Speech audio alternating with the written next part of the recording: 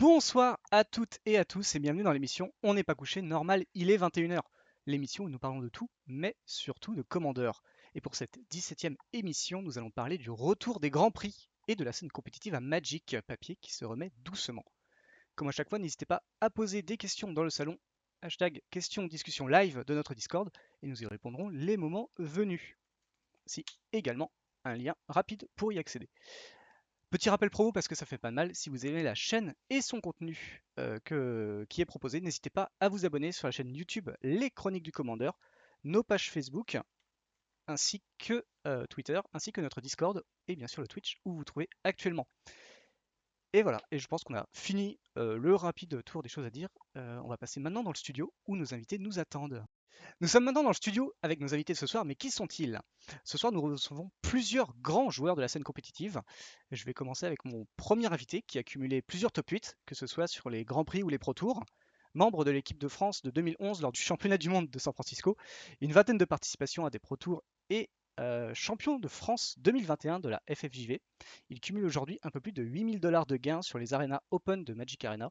Et ce soir, nous recevons Thierry El Gamboa. C'est de Salut moi, Thierry. merde. Bonjour, bonsoir. Là, j'y avais pas cru. Tu as pas cru, mais oui, c'était bien toi. Merde. Bonjour, bonsoir. Merci pour l'invitation. Et bien le bonsoir tout le monde. Mon deuxième invité est un monstre du format étendu avec à son actif plusieurs top 8 du Bazar of Moxon, champion d'Europe en Legacy et champion de France en 2018 en Legacy également. Il y a également participé à 4 Pro Tours et fait plusieurs top 64, top 16 et top 8 de GP avant la période de confinement.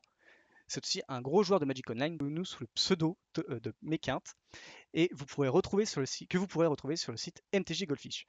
Ce soir, j'accueille Thomas Méchin parmi nous. Bonsoir Thomas. Bonsoir, merci pour l'invitation, ça me plaisir d'être ici. Et enfin, mon dernier invité qui a suivi un très beau parcours, enchaînant les GP puis les Pro Tours de façon aléatoire, mais il a quand même réussi au cours de ces dernières années à se hisser sur plusieurs top 4 de gros tournois mondiaux comme les Championships ou les Mythic Championships. Il obtient également le titre de champion du monde en équipe lors de la World Magic Cup en 2018 et finaliste des Worlds de 2021. Membre de la Magic Pro League depuis sa création en 2018, il va nous parler ce soir de sa soif de victoire future. Jean-Manuel Despraz, aka J-Rock, est avec nous ce soir. Bonsoir. Bonsoir, bonsoir. Très content d'être sur une aussi belle table. J'espère avoir réuni du beau monde ce soir. Gros silence en se disant ouais, bof le voisin quand même. C'est difficile hein, quand on est à côté de Jean-Maël Desprats de tenir la baraque, mais ça fait plaisir. Ouais, il a une telle aura, moi je ne peux que faire à part me taire. Ah bah, j'espère quand même avoir un petit peu vos retours sur les questions. Questions qui vont commencer tout de suite, si vous le voulez bien. On a en ce moment, il n'y a pas très longtemps que ça, Wizards qui a communiqué pour les retours des, euh, des tournois papier, des gros tournois papier, hein, vraiment, pas juste les FNM, avec du coup plusieurs événementiels, enfin équipes d'événements qui ont chacun leur tournoi respectif. Vous, comment est-ce que vous avez accueilli justement cette annonce du retour des tournois? Et est-ce que vous pensez que du coup Magic va dans le bon sens? Euh, Alors Thomas, bah, vas-y. ouais, 5 centimes, donc je commence. Bah moi j'ai été hyper heureux parce que moi le dernier Pro Tour auquel je me suis qualifié, j'étais hyper content parce qu'il y avait tous mes potes qui jouaient moins, qui s'étaient qualifiés, c'était à Copenhague il me semble en moderne, et c'était bon, trop bien quoi, et hop, il y a eu le Covid qui est arrivé, donc c'était annulé, vous allez jouer sur Arena et vous aurez pas d'argent, donc c'était un peu la frustration. Du coup, Magic, j'ai eu l'espoir que ça aille dans le bon sens quand il y a William Jensen, donc, qui a été champion du monde en 2019 ou 20, qui a été nommé directeur du jeu organisé. Donc, pour une fois, on avait un acteur de Magic qui était un très bon joueur et un compétiteur, qui connaît Magic depuis le début des Pro Tours, en fait. C'est un actionnaire depuis le début des années 2000, William Jensen. Donc, je me suis dit que ça irait dans le bon sens. Et en effet, la première annonce qui a été faite sous sa coupe, c'était le retour des Pro Tours. On arrête les trucs de Mythic Championship, machin. On retourne vraiment au système Pro Tour que les joueurs appréciaient et qui était très parlant pour les nouveaux et qui était un petit peu enfin, le Graal pour tous les joueurs compétitifs. Bon, après, j'imagine qu'on y viendra après dans les discussions, mais donc tout ce qui est modalité, organisation, complexité du système, ça, c'est un autre problème. Mais le retour du label Pro Tour, ça, c'est vraiment une excellente nouvelle et j'ai presque eu envie ouais, de verser ma petite larme, hein. Quand c'est arrivé, j'étais extrêmement content. Verser une petite larme tant que ça. Ouais, parce que c'est un truc où c'est des événements où tu progresses énormément, tu te donnes beaucoup pour les faire, enfin, il y a un côté un peu chauvin où tu es avec tous les gens de ton pays, tu joues avec les autres gens, tu testes avec les autres, c'est un espèce de microcosme où tu joues avec les meilleurs joueurs du monde, et quand tu démarres dans les Pro Tours, quand on a fait quelques-uns, bah, tu es souvent le plus nul de la salle, et du coup tu te rends compte que Magic c'est un jeu qui te semble facile quand tu joues dans ta boutique ou dans tes communautés, et là c'est un autre niveau de jeu. Donc c'est vraiment très très formateur, une expérience qui est unique, ouais. Thierry, tu partages Ah, moi, je suis on ne peut plus d'accord, et même j'irais même plus loin. Euh, il se trouve que bah, forcément, la période de confinement, plus le changement de système qu'il y a eu hein, entre l'ancien système et le système PL, a été assez abrupt pour la plupart des grinders et des joueurs qui faisaient partie à peu près du circuit, tu vois. C'était très dur d'y rentrer. Là, bon, bah, il y a pas de système pro. Bon, au moins, il y a parce qu'on a beau dire, voilà, c'est quand même des pro tours sans système pro, hein, au final, hein. On a des moyens de se requalifier, mais il y a pas de label pour les joueurs. Il y a un label pour la structure en elle-même, mais les joueurs eux-mêmes ne sont plus des joueurs professionnels à proprement parler. Ils ne sont ni financés par Wizard, ni, ne font partie d'un club comme on avait avant. Donc ça, c'est quand même un petit moins parce que ça veut clairement dire que ça va être des événements ponctuels qui vont être faits par des joueurs et ceux qui veulent les grinder, c'est quand même peu rentable en vrai, hein, je pense à long terme. Faut le voir aussi, enfin, faut le voir entre un mix entre du loisir et peut-être l'envie de compète quoi, je pense à ce stade. toi, Giroc, du coup, sur cette question Ouais, bah, je vais rejoindre ce que dit Thierry et encore noircir un peu le tableau du coup. Le Magic va dans le bon sens si tu considères Magic comme un hobby.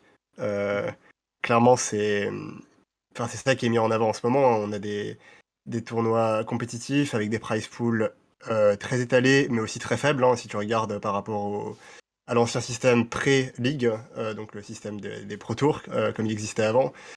Euh, les GP, le prize pool est divisé par 3.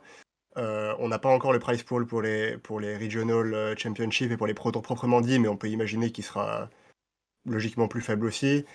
Euh, Alors que Wizards est en plein boom, donc clairement, ils décident de ramener le label Pro Tour. Je pense qu'il y a un côté un peu cosmétique à ça. Ils savent que ça va plaire aux gens. Ils savent que les grinders vont effectivement verser leurs petites larmes et tout. Et moi quand j'ai entendu ces annonces, j'étais hyper content, hein, vraiment. Enfin, c'était. Enfin, le, Pareil. le retour du papier, c'est un truc que j'attendais depuis très longtemps. Mmh. Mais faut voir aussi que cette réaction-là, elle est bah, c'est par contraste avec une période de 2 ans où on n'a pas joué en papier du tout, où tout se faisait online et tout. Et je pense qu'à mesure que le système tourne et qu'on se rend compte de ce qu'il y avait avant et qu'il n'y a plus maintenant, l'enthousiasme va un peu baisser. Ouais, moi je rebondirais sur ce que disaient Jean-Emmanuel et Thierry. Magic, en fait, moi j'étais. Enfin, c'est moche à dire ce que je vais expliquer, mais Magic, en fait, j'étais dans une vision jeune entreprise et gagner de l'argent. J'étais d'accord avec le système de la MPL, en fait. Ça me plaisait pas du tout en tant que joueur, et moi je faisais partie, entre guillemets, des victimes du système.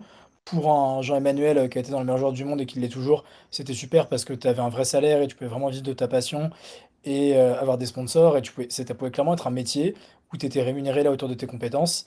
Et pour tous les autres joueurs qui étaient des grinders et qui n'étaient pas à ce niveau de compétence dans le jeu, qui étaient les petits pros entre guillemets, et bah c'était plus d'argent, plus de temps organisé, plus de billets d'avion payés.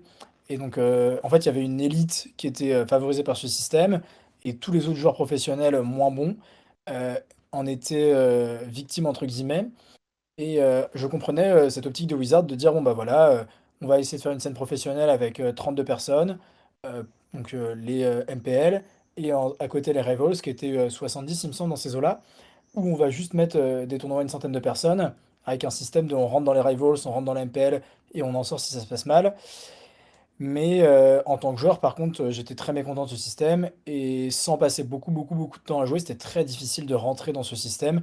Et on pouvait plus, comme avant, juste jouer un PTQ par-ci par-là et espérer en gagner un, et puis remonter dans le train. Donc le train, pour ceux qui suivent l'émission et qui ne connaissent pas, c'est l'appellation pour aller faire des Pro Tours. Quand on monte dans le train, c'est-à-dire qu'on va commencer à faire des Pro Tours. Quand on continue dans le train, c'est qu'on reste dans les Pro Tours. Et quand on descend du train, ça veut dire que ça s'arrête parce qu'on n'a pas été assez bon ou qu'on n'a pas assez gagné. Toi, Thierry, justement, cette histoire de t'étais où dans le train, toi? T'étais plutôt milieu de peloton? Bah, moi, j'ai réussi à me qualifier à 2 Pro Tours en 2 ans, sachant que quand ils ont changé le système sur les MyQ, parce qu'il y avait voilà, sur l'ancien système des MyQ, il faut quand même se rappeler qu'il y en avait un par mois. Il y avait pas de satellite comme les SCG, la première année. Ça, c'était vraiment une catastrophe en vrai pour les grinders, hein. C'était vraiment le coup de massue, de plus par rapport au covid et tout. Tu fais un MIQ, tu n'as droit qu'à une défaite jour 1, une défaite jour 2. Un peu comme le MIQ de maintenant, enfin le qualifieur de maintenant, sauf que, c'était censé être un tour 1 un peu plus ouvert, tu vois?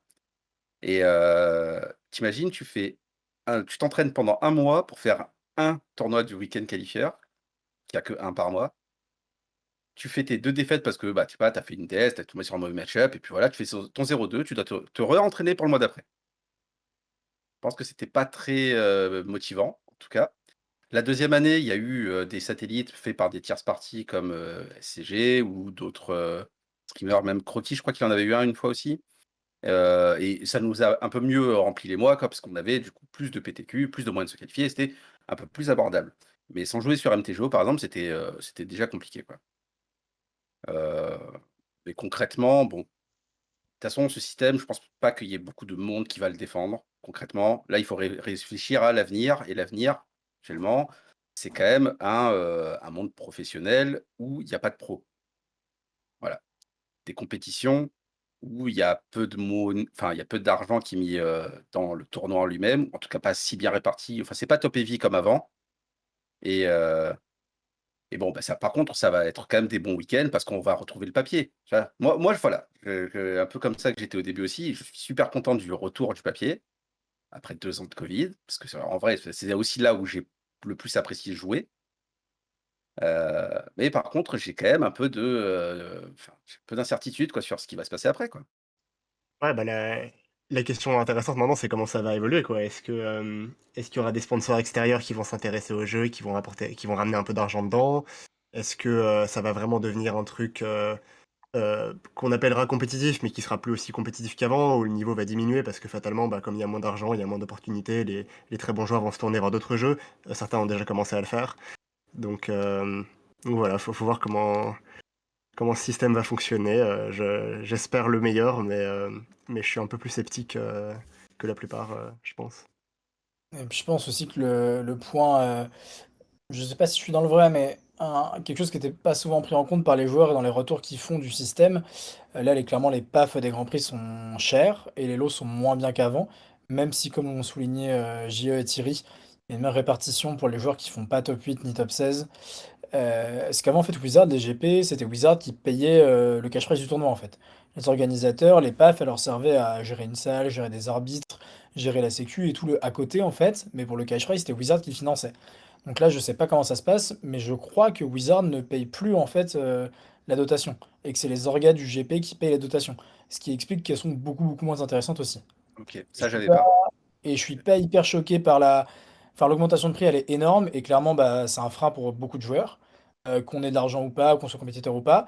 Mais c'est une entreprise qui est là pour gagner des sous legacy. Donc je comprends l'augmentation et je sais pas si c'est normal, mais en tout cas, il y a des bonnes raisons pour le fait que ce soit beaucoup plus cher qu'avant. Mais c'est possible que de leur point de vue, à Legacy, ils puissent juste pas faire mieux avec ce qu'ils ont, hein, c'est clairement pas dirigé contre eux. Mais, mais voilà, d'un point de vue, compétiteur, c'est clairement moins intéressant et moi, personnellement, si je vais à Bologne, c'est surtout pour passer un week-end avec des potes et je sais pas si je serais allé à Bologne dans les mêmes conditions il y a 5 ans quand j'avais moins de thunes, quoi. Ça franchement, je sais pas.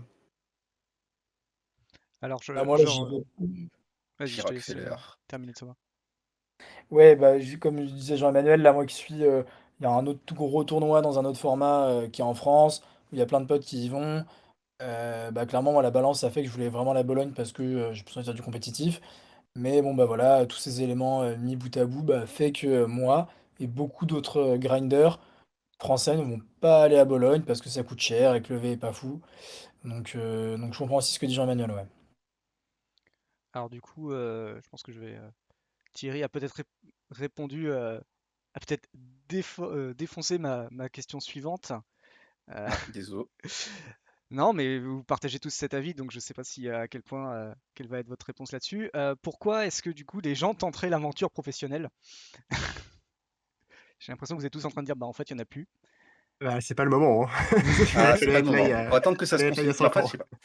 C'est compliqué. C'est compliqué parce qu'en fait, si tu veux, arriver à se qualifier maintenant à un Pro Tour, c'est ultra bonne value parce que, le système de requalification fait que quand tu y es qualifié, c'est quand même plus simple de revenir dedans. Faut faire bon, Mmh. 9-6 en Pro Tour, c'est quand même pas si simple, mais voilà. Il y a un truc qui te permet de te requalifier une fois que tu es dedans. Pas sûr que ça soit le même système les années prochaines. Parce qu'une fois ils auront atteint le nombre de gens qui veulent sur le Pro Tour, ils vont sûrement réduire le nombre d'invites. Et ça, je pense qu'il vaut mieux prendre le train dès maintenant, même si ça a l'air pas rentable, ça machin, enfin, si tu veux, en tout cas, voir Magic de manière compétitive, je pense qu'il faut y aller maintenant, hein. C'est cette année qu'il faut faire une perf. Cette année, il faut se qualifier. L'année prochaine, je suis même pas sûr que ce soit faisable, correctement. En tout cas, que ce soit pas banqueroute si jamais tu échoues, quoi. Parce que ça, c'est un peu l'autre problème, c'est que c'est un investissement quand même de faire tous ces tournois-là. Donc, si tu passes ton année à faire ça et que tu te qualifies pas, les années prochaines, ça va être plus dur, enfin, ça sert à rien. Donc, Ouais. faut y aller soit maintenant, soit autre chose. Tu peux y aller effectivement comme on le fait tous pour Bologne au final, hein, y aller pour voir tes potes, regoûter un peu au monde du papier, passer du bon temps, tout ça, enfin, il y a pas de souci. Alors du coup, t'as pas forcément répondu à la question qui était pourquoi, mais pas quand. Mais pourquoi? Bah, Pourquoi vouloir tenter l'aventure de devenir joueur professionnel ou en tout cas d'essayer de gagner un peu sa vie avec Magic? Ah ça enfin elle est si je peux bizarre me cette per question en ouais, fait. si je peux me permettre Vas-y, vas-y. de répondre, ça effectivement, ça a jamais été, une question d'argent, enfin, il y a des milliards de trucs que tu peux faire dans la vie qui sont beaucoup plus rentables que Magic, si tu veux t'investir compétitivement ou professionnellement dans Magic, c'est bah, les raisons, on les connaît, mais bon, c'est la communauté qui est exceptionnelle, c'est l'adrénaline des gros tournois, enfin, c'est des trucs qui sont pas liés directement au système de tournoi, en fait, et plus au jeu et aux gens qui jouent. Je sais pas si c'est le genre de réponse que t'attendais. C'est plus ou moins finalement la réponse attendue, mais au final, l'explication de Boas sur venir tenter maintenant et pas demain, c'est aussi bien. Tu partages cet avis, Chirok, que si finalement il y a un moment donné à tenter, c'est peut-être maintenant parce qu'il y a personne. Ouais, je sais pas, il y a personne, mais il y a déjà pas mal de monde. Il y en aura peut-être beaucoup plus l'année prochaine, effectivement.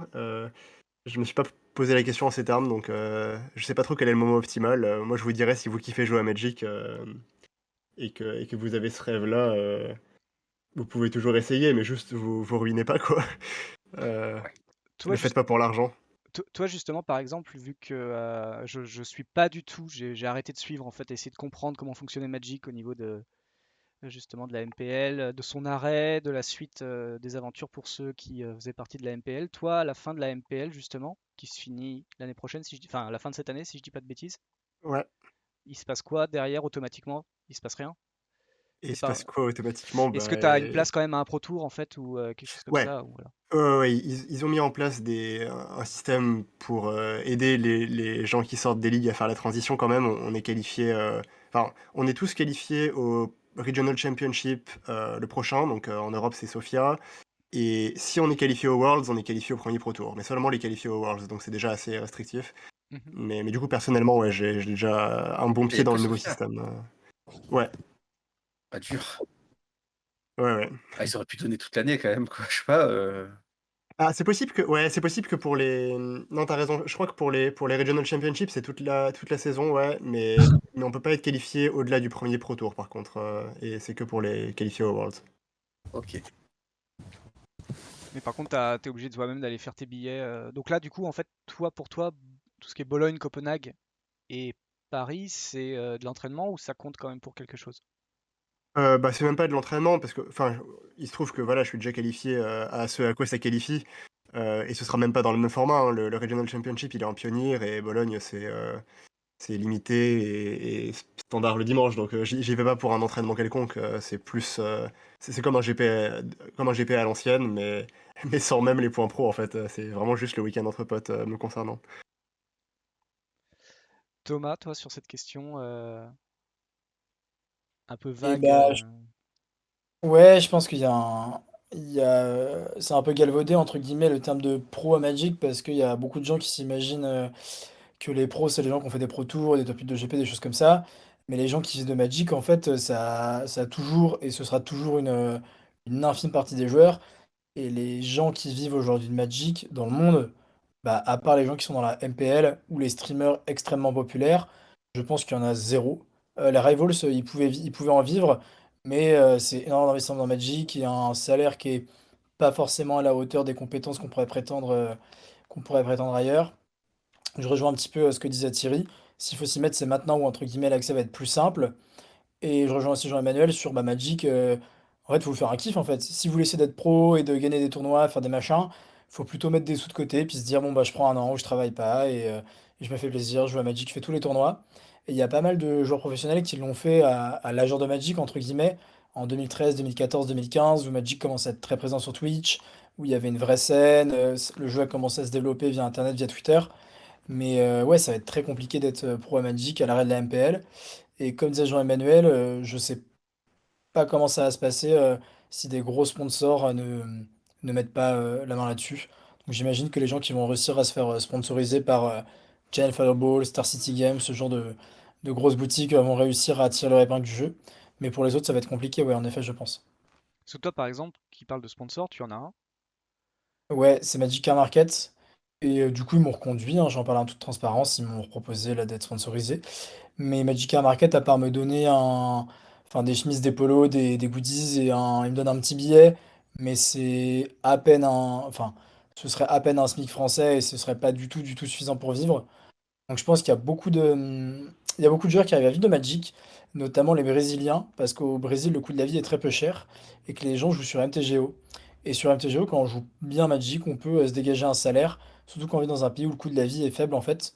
Mais pour les Européens et les Américains, vivre de MTGO, ça veut dire passer de 8 heures à 20 heures sur son PC, pas trop perdre et accepter de dégager un tout petit revenu derrière. Donc c'est pas forcément évident. Et c'est pour ça qu'on a vu la plupart des joueurs qui ont explosé entre guillemets ces dernières années. C'était beaucoup des Brésiliens ou des gens qui venaient de pays avec moins d'argent que dans les pays occidentaux et qui ont pu profiter d'un faible coût de la vie, gagner des dollars et fonctionner comme ça, ouais. Moi, je rebondirais quand même dessus en disant que, heu, il faut aussi voir d'où est-ce que viennent ces, rentrées d'argent, tu vois? Parce que si tu prends en compte que les tournois, effectivement, c'est bah, déjà, tu peux pas, tabler ta vie dessus parce que c'est pas enfin, c'est variable. Il y a des moments où tu gagnes plus que d'autres, ça, c'est un fait, que tu sois le meilleur du monde ou pas, d'ailleurs. Et tu es obligé de d'avoir des sortes de «fixes» entre guillemets. C'est aussi là où, tu vois, genre, bah, quand tu crées du contenu ou quand tu grindes sur MTGO, bon, tu as aussi même grinder sur MTGO, tu vois, tu as des moyennes, mais tu as pas des mois où tu fais exactement le même nombre que le mois d'après, tu vois? Donc il faut que tu aies de toute façon des rentrées d'argent, venant d'endroits différents, en fait, sur Magic, je pense, si tu veux vraiment être professionnel dedans. Ou alors tu es, comme Crokis. Dans ce cas-là, ça Jiro, que toi, tu vas y aller plutôt voir une bande de potes. Bon, ouais, Thomas, j'ai l'impression que c'est pareil aussi. Mais sur ce genre de gros tournoi, quand tu disais voilà, de prendre une année, de bosser un fond, la chose, quand tu y es qualifié sur un tournoi, en fait, tout simplement, bah, le régional, tout simplement, ou même le Pro Tour, comment ça se passe, la préparation de ces tournois-là? Est-ce que c'est genre enfermement, méditation et 20 heures de Magic par jour ou voilà, ça se passe comment un petit peu même je sais qu'il y a, voilà, il y a les fameux bootcamps finalement aussi. Euh, Ouais, qui veut qui veut expliquer il y ça? aurait il y aurait plein de trucs à dire là-dessus. Je vais commencer par dire que même si j'y vais avec des potes, ça m'empêche pas de me préparer comme si le tournoi avait de l'enjeu et parce que ça fait aussi partie de l'expérience, en fait. Là, on a fait un premier week-end, d'entraînement limité, hier et bon, théoriquement avant-hier. Avant-hier, il y a rien eu finalement, mais hier, on a fait une journée entière de scellé puis draft et ouais, on a senti les sensations revenir, c'était super agréable. Comment ça se passe quand tu prépares un pro tour? Bah, tu tu loues un appart ou une maison en fonction de l'endroit du tournoi avec, ce qu'on faisait à l'époque, c'était 8 joueurs parce que c'est la quantité qu'il faut être pour drafter, parfois un peu plus, parfois un peu moins, voilà. Enfin, idéalement un peu plus, plutôt que moins Et ouais, et pendant une semaine, tu te prépares plus ou moins non-stop et tu essaies de te maintenir en forme aussi. On a pas mal fait évoluer la formule au fil des années, hein. On a rajouté un peu de sport, on a rajouté une petite pause méditation après le déjeuner. Mais l'essence du truc, c'est tu joues à Magic toute la journée avec des potes. Et même quand tu joues pas, tu échanges des idées sur les formats et tout tourne un peu autour de Magic pendant une semaine, hein. Donc il y a un côté vacances et il y a un côté boulot et d'un bootcamp à l'autre, c'est pas forcément la même ambiance non plus, ça dépend des gens qui sont là. Mais c'est très très intense comme expérience et c'est aussi ça qu'on recherche, hein, même peut-être plus que le tournoi lui-même, en fait, c'est le bootcamp qui est le point focal d'un Pro Tour et quand le bootcamp est réussi, finalement, la réussite du tournoi, elle devient presque secondaire, ou en tout cas, t'as pas l'impression d'avoir perdu ta semaine, quoi. Mais du coup, si t'as bossé avant, si t'as bossé hier déjà le CL Draft, ça commence un peu plus qu'une semaine avant, du coup. Ah bah là c'est particulier parce qu'on va pas faire de bootcamp, enfin, c'est un grand prix, comment dire, ça mérite pas qu'on passe une semaine enfermé au même endroit à tester non-stop, donc on fait ça de façon plus, euh, Plus étalé.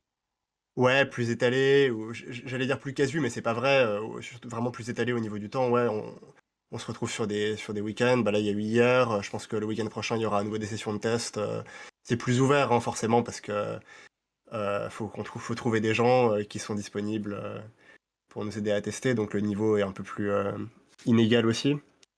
Mais, euh, mais ouais, c'est une préparation intensive. On essaie d'appliquer les méthodes qu'on appliquait à l'époque, en fait. On time les drafts, on fait des débriefings un peu, euh, un peu stricts avec des timers aussi pendant le débriefing pour pas que les gens s'étalent trop sur ce qu'ils ont à dire. Voilà, je sais pas à quel point je dois rentrer dans le détail, mais c'est vraiment intéressant et vraiment intense. Bon, après, il y a Thomas et Boa qui peuvent aussi parler de leur expérience propre. Boa, t'en as fait un petit peu aussi, je pense. Ça ça va. Bah, niveau des préparations de tournoi, ça dépend lesquelles, en fait, comme il dit JE, on a rarement fait des bootcamps pour préparer des grands prix parce Mhm. que, l'enjeu est pas, au même niveau qu'on était au Pro Tour et parce que c'est beaucoup plus difficile de poser, si genre, mettons tu veux faire 6 GP ou 7 GP dans l'année, c'est beaucoup plus dur d'arriver à convaincre ceux qui ont un taf qui n'est pas, pur magique, de prendre leur week-end, ou de prendre leur semaine pour ça. Alors que les bootcamps, déjà, tu leur fais dépenser une semaine de congé, hein, en général, hein, voire 2. Donc c'est déjà un gros moment à se dire, enfin, voilà, il y a du travail qui est fait derrière, mais en dehors de juste prendre l'endroit, passer du temps avec tes potes, partager une passion en commune, au final, à faire que discuter jusqu'à pas d'heure des fois et d'ailleurs on se lève tard le lendemain, c'est pas bon. Mais voilà, ça on connaît. On teste en général pour les Pro Tours, c'était tous les formats.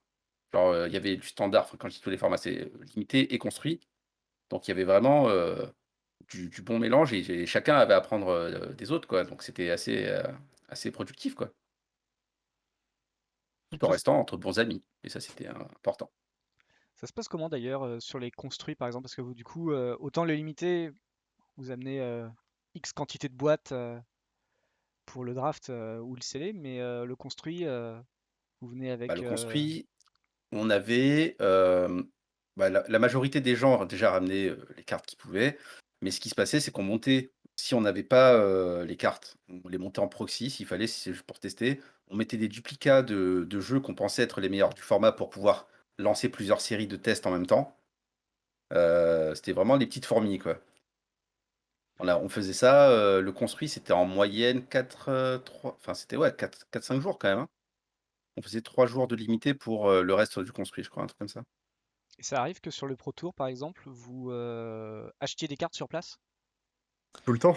tout le temps? Tout le temps, malheureusement. Moi, jamais, parce que je suis organisé, heu, mais voilà. Est-ce que les Oui, boutiques bah, vous après Non, ma mais valise, elle pesait lourd, moi, contrairement aux autres, c'est sûr, mais voilà. mais c'est pas évident de notamment, on est plus serein quand on joue tous les mêmes jeux sur un Pro Tour en construit et ça peut arriver en standard, notamment en fait, enfin, dans les grosses équipes professionnelles, je pense à China Fireball, c'est assez rare qu'il y ait beaucoup de jeux, différents. Sur un Pro Tour en standard, ils ont tendance à jouer la même chose, mais nous, chez les Français, les deux trois bootcamps que j'ai fait, il y avait souvent 2 équipes qui jouaient 2 jeux différents donc selon les affinités de chacun, ce que les gens préfèrent ou pas. Et sur les Pro Tours, en moderne notamment, c'est assez rare qu'une équipe joue tout le monde joue le même deck. Je me souviens les 2 Pro Tours en moderne que j'ai fait, il y avait, quasiment maximum, 2 decks par personne et du coup là, c'est pas évident de, sur les Pro Tours en standard, on vient avec une petite idée de ce qu'on va jouer mais sans certitude et sur les Pro Tours en moderne où il y a énormément de match-up et où les games sont très techniques, souvent on vient avec le deck qu'on a envie de jouer et à moins d'avoir des très bonnes raisons de changer, on reste souvent sur le jeu qu'on a prévu de jouer, en amont. Ok. Toi, ton expérience, du coup, à part. Alors, toi, tu fais beaucoup de lignes, tu fais beaucoup des étendues. Bon, alors, les baumes, par exemple, typiquement, c'est pas du tout quelque chose qui fait du circuit Wizards.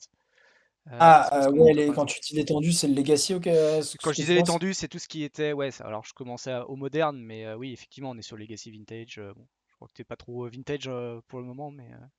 J'en fais un petit peu sur MTGO comme tout le monde, mais déjà il y a pas de tournoi papier. Bah, je te laisse finir ta question, excuse-moi. Non, c'est toi, par exemple, sur le Baume, techniquement, qui est pour le Legacy. Toi, est-ce que tu as une préparation particulière pareille? J'avoue, j'ai plus du tout les PAF en tête, ni enfin, les price pools en tête du Baume, mais typiquement, si son nom l'indique, devait y avoir des MOX, au début en tout Ouais, cas. bah, c'était au début des baumes, hein, où il y avait des Black Lotus, ce genre de choses. Après le baume, jusqu'à temps que ça s'arrête, les cartes coûtaient pas encore le prix d'aujourd'hui, donc on pouvait repartir avec, une Mox en faisant, 3-4 et une Mox Sapphire en gagnant le tournoi. Au niveau de la préparation, ça se passait beaucoup sur MTGO, parce que sur MTGO, il y a une communauté, de passionnés en Legacy. Et on avait des groupes Facebook de passionnés de Legacy où il y avait 10-15 personnes qui jouaient le même deck et qui étaient très compétentes avec le deck. Et c'est un format de passionnés où les gens jouent que dans ce format-là en général. Et il y avait des tables de side extrêmement complètes. On a énormément testé les jeux. Et il y a beaucoup de gens Legacy qui ne jouent pas sur MTGO. Et du coup, le gap de niveau entre les gens qui jouent sur MTGO et ceux qui ne jouent pas dessus, il est colossal. Et quand tu joues bien en Legacy, c'est une game très technique avec des cantrips très très forts, enfin, que tu as beaucoup de cartes de sélection et des cartes qui rattrapent bien les parties. Quand tu te sens à l'aise dans le format, enfin, tu gagnes vraiment beaucoup et c'est très satisfaisant d'un côté, ouais. Mais du coup, plus de préparation pareil sur du long terme. Quelque chose sur du long terme, très long terme, Ouais, c'est moins. du long terme et puis t'as des mécanismes qui s'oublient pas. Enfin, le format, il est beaucoup moins changeant qu'en moderne et en standard parce qu'il y a beaucoup moins de cartes qui entrent à chaque édition, hein. T'as des staples, t'as vraiment en Legacy, t'as un petit peu l'adage, soit tu joues le shell bleu qui est très fort, donc Force of Will, Ponder Brainstorm Days, et des Wastelands. Donc, soit en fait tu joues la partie bleue du Legacy qui est exceptionnelle, soit tu vas jouer un deck non bleu qui va avoir une carte broken. Typiquement Elves qui joue Gaia Scradle, Lance qui va jouer Life from the Loam, Descent Axis qui va jouer Aether Vial. Faut vraiment une très bonne raison en Legacy de pas jouer bleu, et souvent cette raison c'est de jouer une carte qui est complètement pétée mais qui est pas une carte bleue. Donc il y a un petit peu un choix à faire entre est-ce que je joue un deck bleu fer, est-ce que je joue un deck plutôt vert ou vert avec une carte forte. Et sinon, tu as les decks combo en général qui essayent un petit peu de passer outre ces cartes fortes en partant très rapidement. Ouais. Alors, question qui se rapporte un petit peu, qui est un peu liée finalement à ce système de préparation, mais aussi sur le tournoi en lui-même. Est-ce que vous avez des pressions psychologiques quand vous préparez ou quand vous êtes sur le tournoi en lui-même? Alors, Thierry. Avant, mais toujours oui. Enfin, je sais pas Non, si vas-y, tu veux. Pardon. vas-y, Ouais. Gérald, ouais. Euh, je pense que c'est des trucs qui.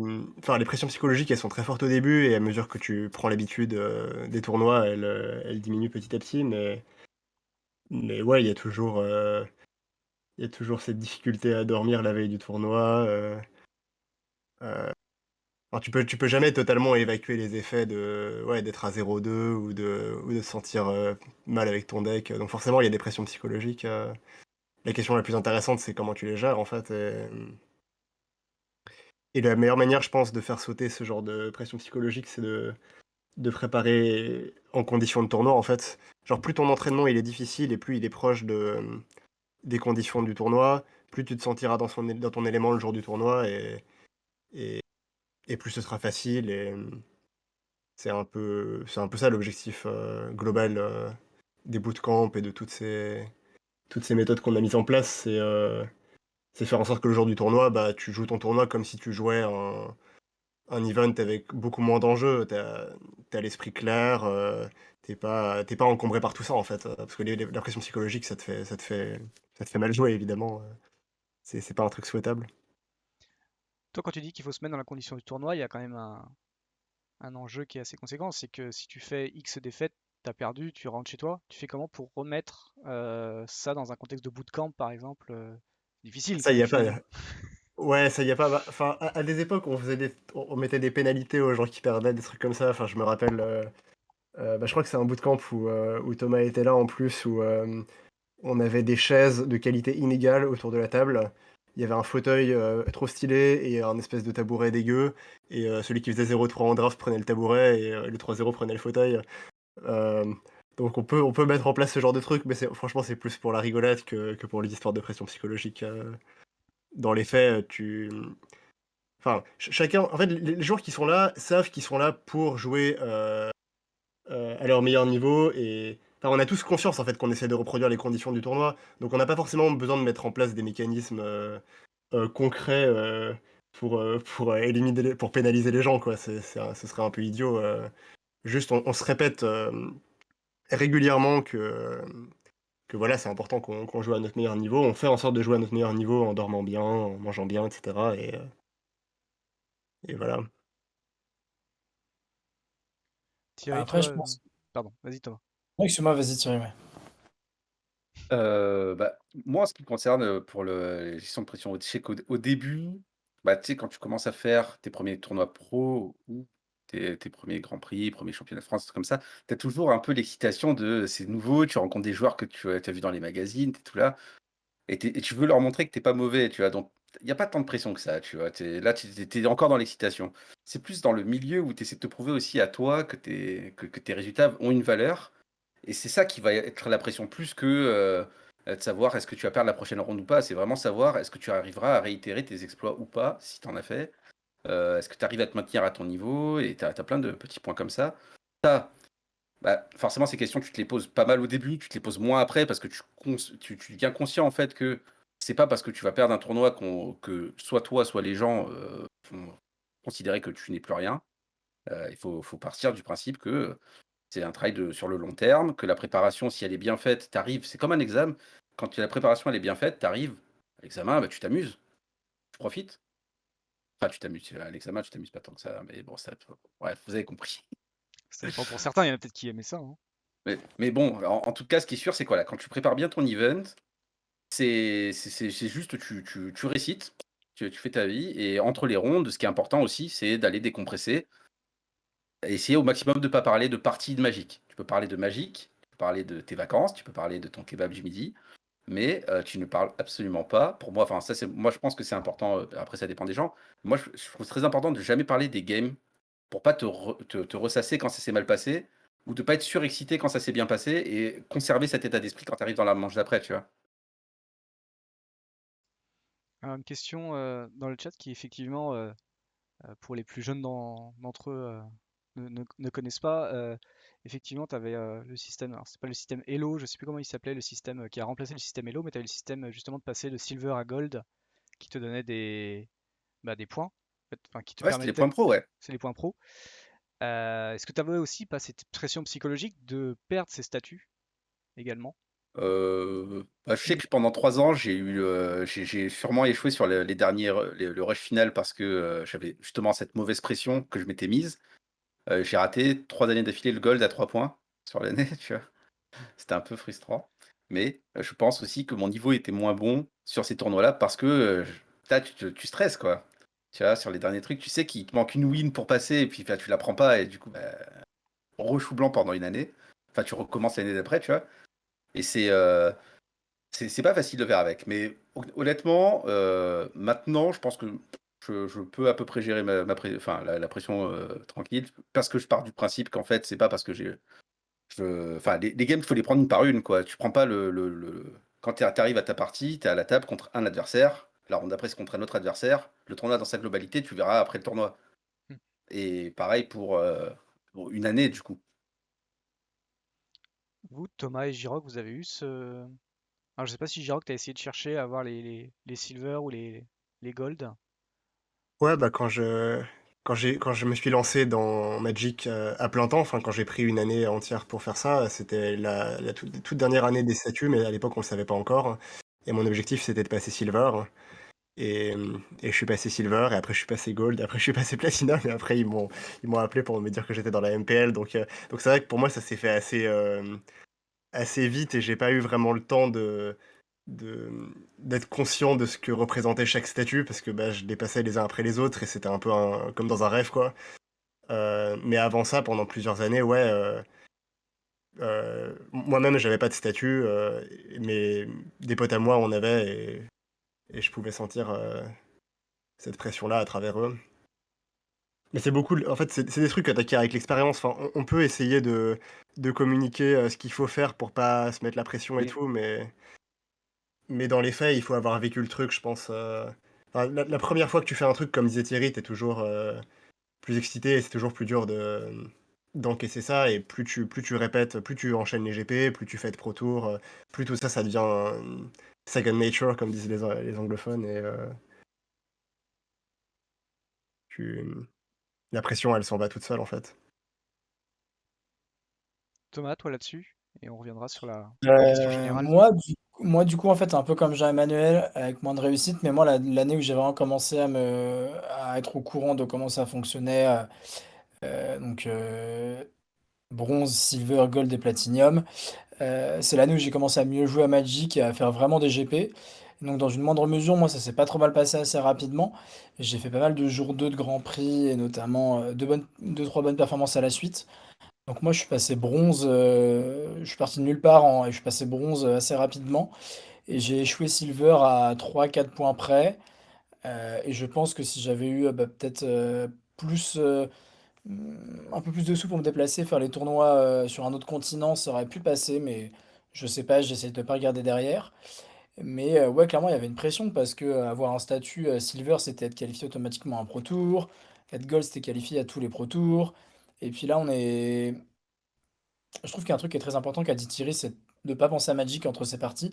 Enfin, c'est de prendre les rondes après les unes après les autres, en fait. C'est pas de se dire, ah, mon but du tournoi, c'est de faire top 8, mais mon but, c'est de jouer bien mes matchs et de les prendre les uns après les autres.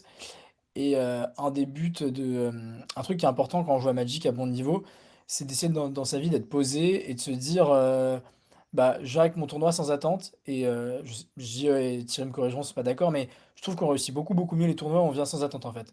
En disant, je fais mon tournoi, je suis prêt ou pas, mais mon objectif, c'est de jouer le mieux possible mes rondes. Et quand on est dans cet état d'esprit, en général, on joue plutôt mieux ses parties. Et du coup, vu qu'on se fixait pas d'objectif, bah, on est très content quand on en remplit un qui avait dépassé nos attentes. Et si on s'en est pas fixé, bah, ça se passe bien quand même. Et donc, surtout, ça permet d'être beaucoup plus focus sur ces games et de pas penser à tous ces trucs extérieurs de ah, bah, encore une win, je vais faire top 8, encore une win et je vais loquer gold. Donc, je pense que c'est ouais, c'est essentiel ça de jouer à Magic de façon détendue et d'y aller sans attente. Ouais. J'irais même plus loin. Je pense qu'en fait, tu peux te donner des objectifs, mais il faut absolument pas que ce soit des objectifs de résultat. C'est Mm. très important. Il faut que ce soit des objectifs de préparation, des objectifs de, je sais pas moi, bien penser à s'hydrater pendant le tournoi, ce qu'on disait, par rapport à l'entre-ronde, ne pas, discuter de ses games, bien tu sais, genre plein de petits trucs comme ça, c'est tout le tour des games que tu peux gérer. Une fois que tu es dans les games, tu peux mieux jouer. Par contre, ton résultat, il dépend pas entièrement de toi, en fait, donc ça sert à rien de te mettre une pression supplémentaire dessus, quoi. Ouais, il y a ce truc psychologique un peu tordu dans un jeu comme ça, avec de la variance, où ton objectif assumé, c'est clairement la performance. Enfin, si tu parles du jeu à quelqu'un qui joue pas, euh, bah, tu vas lui dire, ouais, j'aimerais, enfin, même à quelqu'un qui joue d'ailleurs, enfin, tu assumes le fait de vouloir faire tel résultat à tel tournoi, mais une fois que tu es sur le tournoi, il faut que tu arrêtes de réfléchir comme ça, et tu peux pas, faut pas que tu vises la cible, en fait. Tu sais où est la cible, tu sais que c'est en théorie ce qu'il faut que tu vises, mais faut que tu vises un peu à côté de la cible, que tu décales, en fait, que tu vises l'expérience de jeu, que tu vises le fait de jouer parfaitement, des trucs sur lesquels tu as un contrôle, et mécaniquement, si tu fais ça et que tu vises bien ça, bah, la flèche, elle va dévier, elle va atterrir dans la cible, en fait. Je sais pas si c'est une très bonne métaphore, mais ça c'est comme ça que je me le représente en tout cas. Non, je suis en train de me poser la question de la pertinence de la métaphore, mais je crois que c'est pas mal. Je regarde si j'en ai une mieux qui me vient à l'esprit. Bah, moi, en tout cas, je sais que, sur les tournois, bah, j'avais pas mal discuté avec Jérém, Zani à l'époque sur ça. C'était qu'il faut avoir une dualité de mindset, en fait. Une fois quand tu es à la table, tu dois tout faire ce qui est en ton pouvoir pour gagner la partie quoi qu'il arrive. Quelle que soit la carte que tu pioches, tu dois gagner, tu dois avoir faim, tu vois? Par contre, quand tu es dans l'entre-ronde, tu dois te détacher complètement de tout ce qui est résultat. Gagner, c'est pas si important, toi tu dois te détendre, tu dois relaxer ton esprit et tout ça. Par contre, à la table, tu dois gagner et en dehors des trucs, bah, tu as un objectif, mais c'est de gagner la ronde d'après, quoi, ça s'arrête là, hein. Enfin, je pense que c'est le plus simple en tout cas pour, bien pas se Ouais, mettre de la mauvaise pression, quoi. ouais, Ouais, et je c'est pense qu'un truc ça. qui est important, c'est ça m'est arrivé moi sur un tournoi, mais pas du tout compétitif, un tournoi de Duel Commander et c'était un joueur qui m'avait fait la mais quand j'avais 15-16 ans et qui m'a fait la remarque. Je crois que j'étais arrivé à la fin de ma ronde que j'avais gagné en disant: «Ah putain, je joue contre un mec qui jouait pas très bien et tout, il faisait n'importe quoi». Et le mec, il m'a dit un truc, il m'a dit: «Mais Thomas, mais tu sais, moi, quand je finis une partie, moi, j'essaie pas de savoir, si j'ai, défoncé le mec parce qu'il était nul ou si j'ai perdu parce que j'ai pas eu de chance. C'est plutôt essayer de me focus sur quelles sont les erreurs que j'ai fait et qu'est-ce que j'aurais pu mieux faire». Et ça, je pense que c'est hyper important de se dire: «Qu'est-ce que j'aurais pu mieux faire?» et surtout de, bah, savoir accepter les défaites. Ça arrive c'est pas souvent par hasard à Magic. Bah, bien sûr que ça arrive qu'on pioche mal ou qu'on ait pas de chance sur des match-ups un peu serrés, mais souvent on perd parce que entre guillemets, «on n'a pas très bien joué» et c'est important de se dire: «Bon, bah, voilà, j'ai mal joué, je me refocus pour la ronde d'après et j'essaie de bien jouer ma partie d'après» et c'est ça l'important. Bien jouer ses parties à Magic, c'est quand même, le plus important pour les gagner à la fin, ouais.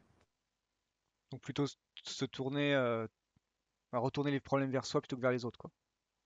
Ouais, bah, Ouais, dans un premier temps, en tout cas. Après, faut pas non plus penser que tu as le contrôle sur tout et il faut accepter aussi les défaites auxquelles tu pouvais rien faire, hein, parce qu'il va y en avoir. Tu auras pas 90 de win rate, mais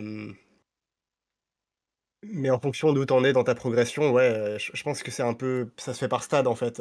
La plupart des gens qui débutent dans la compétition, ont une vision peut-être, enflée de leur niveau ou du contrôle qu'ils ont sur leur play et petit à petit, tu déconstruis le fait que, bah, il y a des erreurs que tu faisais que tu voyais même pas, tu élargis un peu ta vision du jeu, quoi, par le contact avec des gens meilleurs que toi et une fois que tu es devenu fort, tu as le problème inverse qui se pose de, heu, t'en vouloir pour des trucs bah, auxquels tu pouvais rien donc faut réussir à trouver un juste équilibre, entre la variance et le contrôle. ouais, Aïe, je aïe, pense aïe. que ce qui est je finirais sur un enfin de mon côté sur un point. Je pense qu'un truc qui est difficile, c'est, quand on commence à devenir, «bon à Magic» entre guillemets, sans parler d'être fort ou très fort. La pire pression, c'était Brian Bronwyn qui disait ça quand il avait gagné les Worlds. Heu, En milieu des années 2010, c'est qu'il disait qu'en fait la pire pression, finalement souvent c'est pas les joueurs qui se la mettent eux-mêmes, c'est les autres à côté. Et Matt Mourinho, son cas, il avait gagné les Worlds, il a fait une super année et il était considéré comme un joueur qui était un peu en deçà des meilleurs joueurs du monde à l'époque.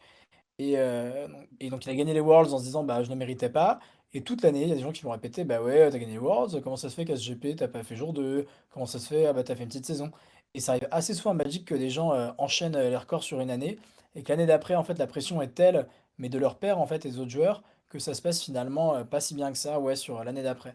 Donc souvent la pire pression, c'est pas toujours nous qui nous la mettons, mais c'est plutôt les autres à côté, quoi.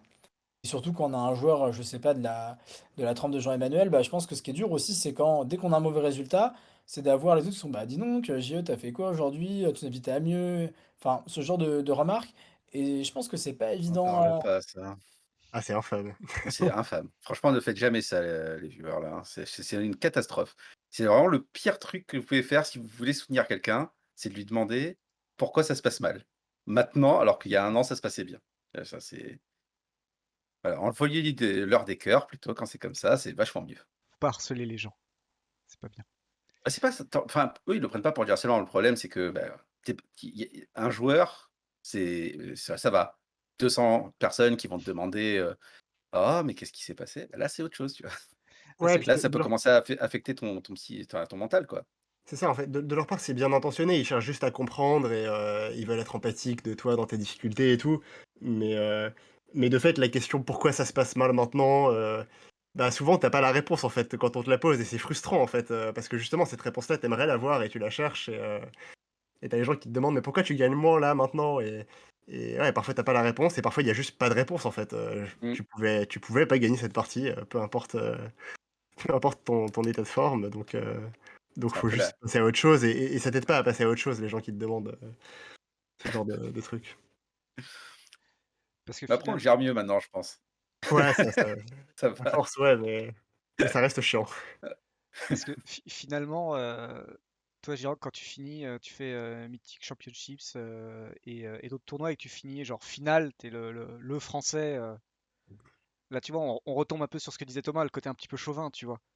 Il y a le côté, Ouais, il y a le français qui est finaliste des Worlds et tout, et voilà. Et sur, je sais pas, la semaine d'après, tu fais un tournoi lambda où tu joues juste sur Arena et t'as une mauvaise perf. C'est sûr que, bah, indirectement, t'as les attentes des gens qui placent des espoirs en fait sur une personne qui se définit, bah, c'est le joueur français, c'est voilà, et qui bah, derrière, bah voilà, comme tu dis, il y a X ou Y raison. ouais.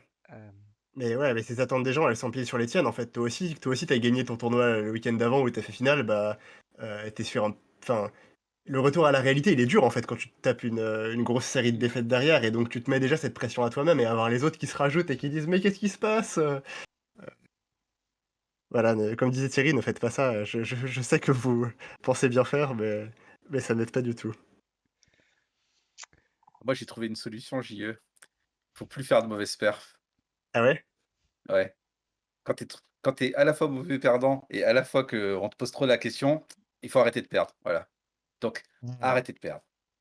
C'est pas mal ça. Conseil d'amis. Tu vois, ils vont tous arriver à Bologne Tu sais, tu avec déprimes, l'agnac. arrête. Tu perds, arrête. Tu vois, ça marche avec tout, c'est déclinable sur tous les sujets. Je sais pas si ça En calme Sitcom. les vrai, gens quand tu dis ça. j'en parlais avec Louis-Samuel Deltour là cet été, parce que j'avais le sentiment, il y a un moment où moi c'était un peu ambivalent, mais l'an dernier c'était beaucoup sur MTGO pendant le confinement. Il y avait un moment où j'avais des strikes, mais j'arrêtais pas de gagner. Enfin, c'était incroyable et j'ai l'impression de bien jouer, mais clairement c'était que je gagnais sûrement un peu trop par rapport à ce que je produisais, ça se passait bien. Et derrière, j'avais des runs où pendant 2 mois, mais genre j'arrivais pas à faire plus de 2-3 sur Nick sur MTGO. Genre je faisais un 4-1, j'étais content, et enfin c'était atroce. Et je pense que c'était aussi le moment où j'étais pas forcément bien dans ma vie. Et Magic, c'est con, mais c'est un jeu, forcément, quand on est bien dans sa vie, qu'on est posé, qu'on a d'autres choses à côté, bah, c'est plus évident de faire des performances un peu décolérées, enfin décorrélées de tout ça. Et Magic, c'est un jeu, il y a tellement de facteurs à côté dans notre vie de tous les jours qui nous plombent ou pas sur comment est-ce qu'on joue les parties et comment est-ce qu'on gagne, que c'est dur de toujours être au top niveau, même si on est très fort techniquement. Si on a d'autres facteurs extérieurs qui arrivent en jeu, bah, c'est pas toujours évident, ouais. Bah, sur ce, je pense qu'on va pouvoir faire une petite entracte de 5 minutes. Et bonsoir à tout le monde, on est toujours sur ONPC 21h, l'émission consacrée ce soir au retour des GP et de la scène compétitive. On va attaquer la deuxième partie avec toujours Thierry Ramboa, aka El Gamboa, Thomas Méchin et Jean-Emmanuel Despraz, aka Giroc, qui sont dans le studio et que nous retrouvons tout de suite. Et rebonsoir à vous, messieurs. Est-ce que vous allez bien? Est-ce que vous allez toujours bien?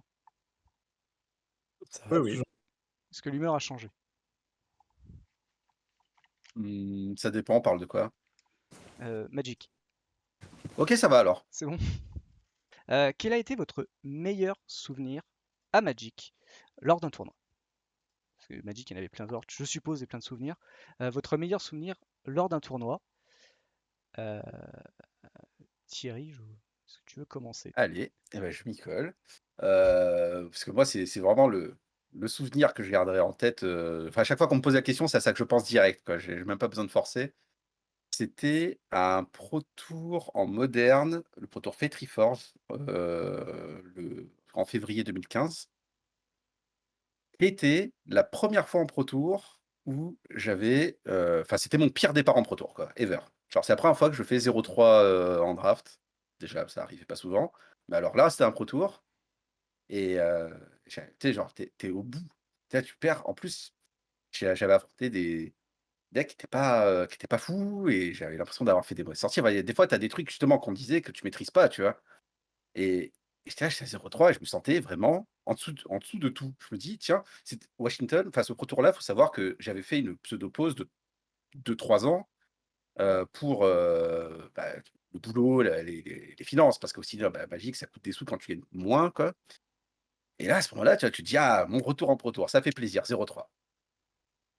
Ah». Et tu te sens vraiment en dessous de tout. Et là, tu te dis: «Mais attends, mais on l'a dit que c'était le meilleur souvenir». Ça arrive. Et J'avais là, prévu il se trouve 30 qu'il y minutes pour avait, cette question, c'est bon. il Je peux y aller. y avait mes bons amis à ce moment-là, bah, c'était Timothée Simonot et Pierre Dagen qui viennent me voir et qui me disent: «Thierry, faut pas que ça te bloque, ça arrive à tout le monde, regarde, là on a le joueur qui fait double platinum l'année dernière, player of the year, ce que tu veux, bah, il est aussi à 0,3 comme toi. Comme quoi ça peut arriver à tout le monde, donc maintenant tu te remets en selle et tu vas tous égoumer». Enfin, il a pas dit goumer, parce qu'à l'époque ça n'existait pas trop, mais vous avez compris l'histoire. Il se trouve que j'arrache mon 4-4 pour faire le jour 2, en me sortant les doigts, et je finis à 11-5 sur ce tournoi.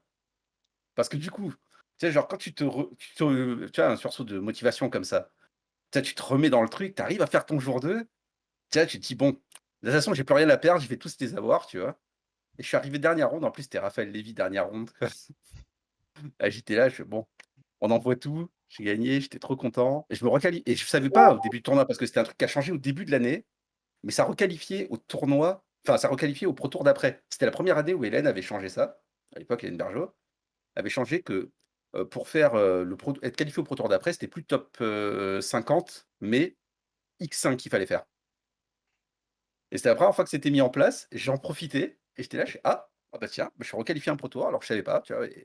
Et ça a commencé comme et j'ai validé, après le silver, le tournoi d'après du coup et c'était, bah, c'était mon meilleur souvenir quoi, parce que je jouais quasiment pas, je jouais que 1 GP et un PTQ par an à ce moment-là quoi et ça m'a, c'est là que j'ai vraiment commencé, la pseudo carrière à Magic si tu veux. Très beau souvenir. Est-ce que Thomas ou Giroc peuvent en avoir un équivalent, ou un presque, pour eux, dans leur tête? Ouais, le mien, il est encore. J'hésite entre plusieurs, mais vas-y, Jean-Emmanuel, si t'en as un. Ouais, bah, moi j'en ai un que je ressors à chaque fois qu'on me pose la question, mon premier top 8 de GP, enfin mon premier et mon seul top 8 de GP, à Varsovie en 2017 parce que c'est un peu là que tout a commencé, dans ma carrière pro. C'est amusant parce que ça ressemble pas mal au souvenir de Thierry en fait, dans le sens où, Mmh, je m'en c'était souviens. après un tournoi, complètement raté. Enfin moi, le Pro Tour entier s'était mal passé, hein, j'avais pas fait de rebond sur ce Pro Tour-là. Donc le Pro Tour, il était le week-end précédent, le week-end juste avant Varsovie. J'avais fait 0,6 sur ce PT. Et bon, et je m'étais secoué un peu, j'avais gagné 2 dernières, mais bon 2-6 ça reste un score, tu te sens pas très bien à la fin. Et, et le week-end suivant, il y avait ce GP dans le même format, où je suis allé en me disant, faut vraiment pas que je me mette la pression, j'y vais pour le fun, quoi. J'avais juste plus envie de souffrir, en fait. Et donc j'ai joué un deck que j'aimais bien, qui était Temu Energy, qui me correspondait beaucoup plus que mon mono red du Pro Tour. Et j'ai essayé de me faire plaisir. Et bah, le moment où ils ont annoncé le top 8 de ce GP et où je suis passé au tiebreaker, je pense que c'est mon meilleur souvenir lié à Magic. Ouais. J'étais juste beaucoup trop heureux sur le moment. Et l'histoire est particulièrement belle parce que derrière j'ai gagné le GP, mais en vrai ça aurait pu s'arrêter là et ça aurait quand même été mon meilleur souvenir. T'as eu la petite cerise sur le gâteau. Ouais. Thomas, est-ce que tu peux dire les deux, finalement? Ouais, bah, il y en a un, bah, un peu comme un démarré Jean-Emmanuel, il y en a un que je raconte tout le temps, c'est quand j'étais champion d'Europe de Legacy, c'était très chouette. Mais parce que voilà, mais j'en ai déjà pas mal parlé. Mais donc, mon meilleur souvenir, sinon à côté de ça, ça doit être mon premier top 8 de GP, le seul d'ailleurs. C'était la période où je commençais à progresser à Magic, où j'ai fait un top 32, un top 16 et un top 8. Et je jouais à un jeu qui était Turbo Fog. Donc c'était Florian Trott qui avait joué ça à un national en France, et qui était un jeu qui attaquait un petit peu le metagame, notamment Rouge Noir Midrange, parce que Turbo Fog avait un bon match-up contre Rouge Noir Midrange, parce que les gens n'étaient pas prêts. Donc moi j'avais commencé à tester le jeu sur MTGO, et sur MTGO c'était quasiment impossible de finir des parties. Parce qu'en fait le but du jeu c'était de faire Teferi et des Nexus of Fate, et un emblème de Teferi.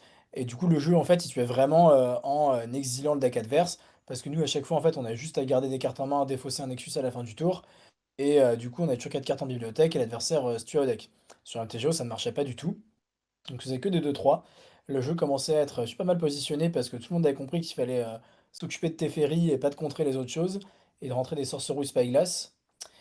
Mais c'était un week-end avec mes potes, j'avais tout le deck qui était prêt, on m'avait prêté les cartes, j'avais pas trop d'autres standards. Et c'était un week-end à Bruxelles avec des potes. Il était prévu de voir une pote sur place, machin, de boire des coups. Donc, je m'en occupe pas trop. Finalement, ce qui s'est passé, c'est que j'ai fait 12-0 pendant les rondes. Into 3 draws volontaires, top 8, premier à l'issue des rondes. Et j'étais hyper content parce que bah, j'ai fini premier à l'issue des rondes. qu'à l'époque, on n'était pas beaucoup dans le monde à avoir fait Undefeated sur un jour 1 de GP.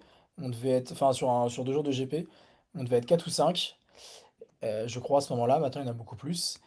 Et du coup, j'ai perdu en demi de ce GP.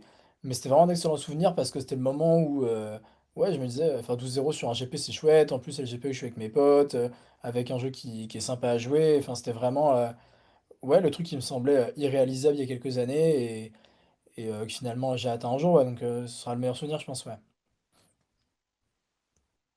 Donc plutôt des souvenirs finalement de victoire et de qualification plutôt que des souvenirs de moments de jeu ou de. Voilà. Je dirais finalement ton meilleur moment c'était quand tu disais quand t'as Timothée et j'ai son nom mais j'ai plus. Cardage. Et Pierre qui sont venus te remonter le moral. C'était aussi ce moment-là quoi du coup plus que finalement les victoires. Non, les victoires, elles ont fait plaisir quand même, hein.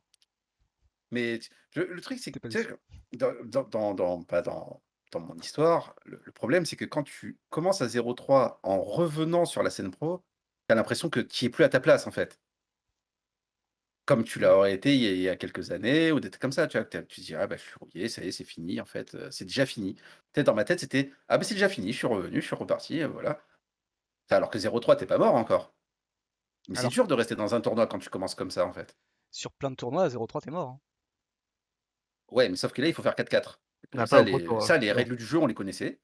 C'est un peu comme là, bah, tu vois, sur les Mythic Championship, il fallait faire 4-3. Du Hmm. coup, techniquement, à 0-3, tu très mal barré, mais t'es pas mort. Et c'est là Exactement. aussi où, tu vois, il faut enfin, c'est là où c'est le plus dur, mais à la fois qui montre quand tu as une grosse force de caractère, c'est d'arriver à mettre de côté ces résultats et c'est aussi pour ça qu'on parlait tout à l'heure.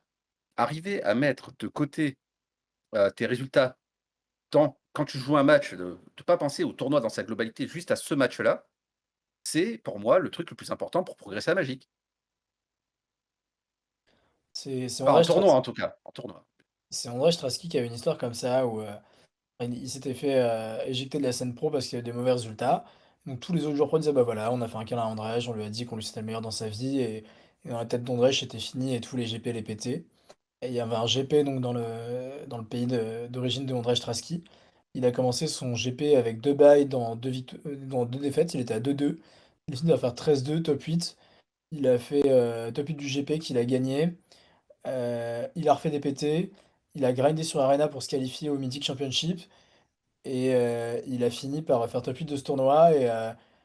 Et 1 ou 2 mois après, il a gagné un Pro Tour en finale contre PVD. Donc des fois, il y a aussi des belles histoires comme ça, je trouve. Ouais. D'ailleurs, qu'est-ce que vous aimez et détestez le plus en tant que joueur professionnel? La question, ça peut Très concerner tout et vague. n'importe quoi. Ah ouais, c'est très, très vague. C'est très très vague. Du coup, on peut dire une chose que vous aimez, une chose que vous détestez. Mais Ouais, qu'est-ce que veut dire? C'est sur le joueur professionnel ou sur le jeu professionnel ou sur, le monde professionnel? Tu vois, genre Je sais pas, ça peut être lié à plein de choses. Genre, ce que tu aimes bien, c'est genre, t'as une idée de build, tu sais, t'as une idée un peu loufoque de build en te disant, tiens, ça peut marcher, et puis en fait, ça marche, tu vois, et puis du coup, tu l'amènes sur un GP, tu l'amènes sur un, je sais pas, un RPTQ, un PTQ, un Pro Tour. Tu vois, et tu te dis, bah, tu vois, finalement, mon instinct, il a bien marché. Euh, ou, je sais pas, tu aimes le fair play des joueurs, tu vois, voilà, on est effectivement sur quelque chose de très très vaste. Ça peut sortir du coup du milieu de tout ce qu'on a cité avant aussi, finalement. ouais. Bah, moi, il y a un truc que j'aime bien et du coup, qui s'écarte un peu de juste gagner, parce que bon, sur ce plateau, on est tous des spikes et évidemment, on adore gagner, mais il y a aussi d'autres trucs cool à Magic. Et l'un d'eux, pardon. pour moi, euh, c'est incroyable que ça puisse paraître. Et un de ces trucs cool pour moi, c'est quand tu joues une game et tu as le sentiment que toi et ton adversaire, vous êtes à un niveau de compréhension commun de ce qui se passe en fait. Genre, il y a une sorte de connivence en fait entre vous, alors que vous voyez pas la main l'un de l'autre, mais vous Mmh. avez une compréhension commune en fait des cartes que vous avez chacun et vous tournez chacun autour des cartes de l'autre. Et bah, j'aime beaucoup ce genre de moment-là contre des très bons joueurs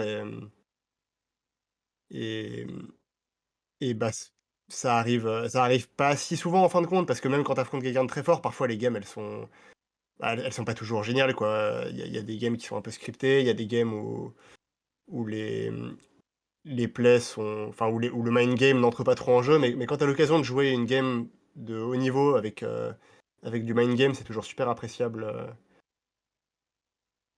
Donc ouais, je dirais ce genre de moment-là où ton adversaire et toi, vous êtes sur la même longueur d'onde. J'ai une petite anecdote d'hier d'ailleurs. Bon, c'était pas un match de très haut niveau, mais ça m'a fait marrer parce que j'ai vraiment retrouvé cette sensation-là.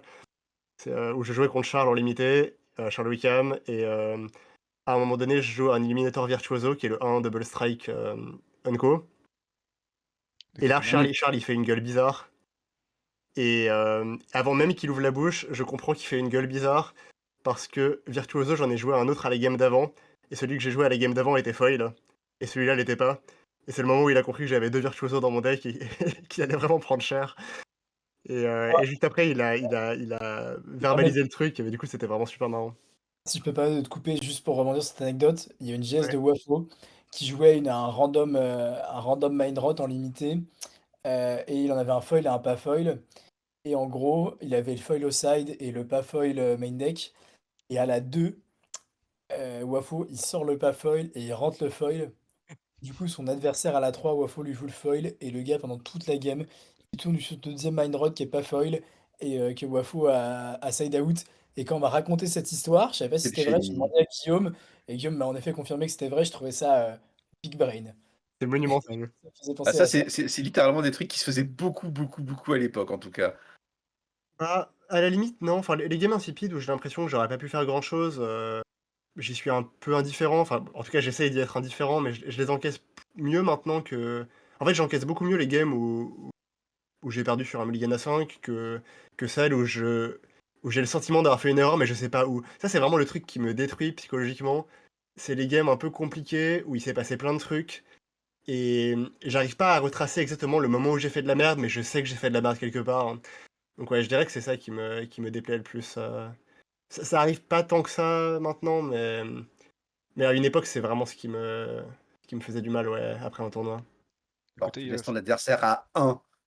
Ouais, voilà, typiquement, t'es très Pourquoi est-ce près que de j'ai raté ce gagner. point dans la game?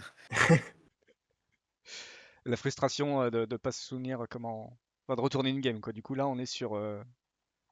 Tu retournes dans ta tête le truc. Ouais, tu Bah, quand ressasses à mort s'il s'est parce passé que. 13 tours, ouais, tu vas retasser tous les tours, savoir si t'as pas raté un point quelque part, si t'as pas mis-séquence un truc. Tu vas regarder 3 fois la VOD si tu en stream, tu vois? Genre, Ouais, mais ce qui est dur, c'est qu'en plus, enfin, même si t'arrives à trouver objectivement le moment où t'as fait de la merde, euh, ça devrait pas avoir cet impact émotionnel sur toi parce que ce misplay-là, il aurait pu arriver dans une autre game et n'avoir aucune conséquence, tu vois. Et tu lui donnes c'est du ça. sens, Mmh. tu lui donnes un sens beaucoup trop important parce que t'as perdu la game à la fin, mais, euh, mais ouais, le cerveau humain est assez impitoyable là-dessus. Ah ouais. Thomas. Thomas, est-ce que toi, tu t'es trouvé un côté positif et négatif d'un joueur professionnel, du joueur professionnel, pour toi? Ouais, je pense que le côté positif, un peu comme ce que disait Jean-Emmanuel, c'est vraiment moi je trouve ça hyper satisfaisant quand tu as énormément testé ton jeu, que tu connais toutes les subtilités, tous les petits tricks un petit peu à la con de tous les match-ups, et je retrouve ça beaucoup en moderne notamment. Tu vois, je sais pas ce que je pourrais te dire, mais par exemple, ton adversaire à l'époque, quand il jouait à Living Legend, pour battre les contres en side, ils avaient une carte qui s'appelait Ricochet Trap, Mm. qui pour un rouge redirigeait un spell qui avait une cible unique. Et du coup, toi, quand il jouait une carte cascade, quand tu avais testé le match-up, tu savais que tu pouvais faire Cryptic Command, je te compte ton spell et je te bounce un land. Comme ça, il y avait deux cibles et ça faisait fizzle, ça Ricochet Trap. Et du coup, tu avais tous les petits trucs de petits malins comme ça quand tu avais testé. Et je trouvais ça super agréable. Du coup, l'aspect, bah, j'ai beaucoup testé mon jeu. Je peux prendre un edge parce que je suis meilleur, parce que j'ai beaucoup plus joué. Et cette partie, je mérite vraiment de la gagner parce que j'ai une meilleure compréhension du match-up. Et enfin, je sais pas si je mérite de la gagner, mais en tout cas, c'était satisfaisant. Et bah aussi, comme le disait Jean-Emmanuel, la connivence, quand une partie elle est équilibrée, qu'il n'y a pas de problème de death ou de full d'un côté, qu'il y a une bonne distribution des cartes actives, qu'on joue contre quelqu'un qui joue bien, c'est super agréable. Et dans les mauvais côtés, euh, peut-être ouais, les parties de. À la fin, tu perds, et tu sais pas trop pourquoi tu as perdu, mais tu sens que tu as perdu parce que tu as vraiment. C'est une partie qui a duré hyper longtemps, il y a eu énormément de ressources, il y a énormément de choses qu'on aurait pu faire différemment. T'arrives pas à mettre le doigt sur qu'est-ce qui s'est mal passé, mais il y a clairement un moment où tu as pu merder, peut-être pas, mais souvent, quand il y a eu des parties de 20 tours, c'est difficile de pas faire d'erreur et les petites erreurs, elles peuvent transformer les parties. Donc plutôt ce côté frustrant, derrière et de se dire: «Bah merde, vu tout le temps que j'y ai investi, comment est-ce que j'ai pu faire un truc aussi grossier? Comment j'ai pu perdre?» Et ça, je trouvais ça assez frustrant, ouais. Thierry, est-ce que toi, t'as... Bah, moi, c'est, enfin, le point enfin, le côté le plus positif pour moi de Magic à niveau, compétitif, professionnel, ce que tu veux, c'est vraiment ce côté challenging, en fait. J'aime bien qu'on me mette des défis en face, de trouver, des solutions à des puzzles parce que voilà, c'est comme les articles qu'avait écrit, Pierre sur ça d'ailleurs, hein. Heu, Trouver les puzzles, résoudre le puzzle, comment tu gagnes à la fin, quel que soit ce que tu pioches, quel que soit ce que l'adversaire joue, tu vois? Alors c'est vraiment ce qui me motive le plus à jouer à Magic parce que c'est un jeu où justement c'est très taxant de faire ça, alors que de et c'est le enfin pour moi, c'est le jeu qui allie le mieux la complexité avec ça, quoi. Cette résolution de puzzle, moi je c'est mon petit kiff, tu vois? Faire des puzzles Lotus Noir à chaque fois, tu fais screenshot de ton board, de ta main, de machin, comment je gagne. Il y a de la En vieille référence. revanche, bah, les points négatifs, j'en ai pas tant que ça en vrai moi, hein. Sinon j'aurais déjà arrêté, je crois. Il y a rien que tu détestes en tant Bah, que ça grinder. dépend, tu vois? Genre, si tu parles de joueurs professionnels, de grinders, entre nous, j'ai l'impression que c'est quand même relativement soft, quoi, les interactions. Donc, j'ai pas, Tu pourrais aussi dire te lever le matin pour devoir grinder à 8 heures du mat, tu vois. non, mais se lever le matin, déjà, ça, c'est pas comprendre que les tournois, c'est aux horaires US. Donc, on se lève à 11 heures quand on est, hein?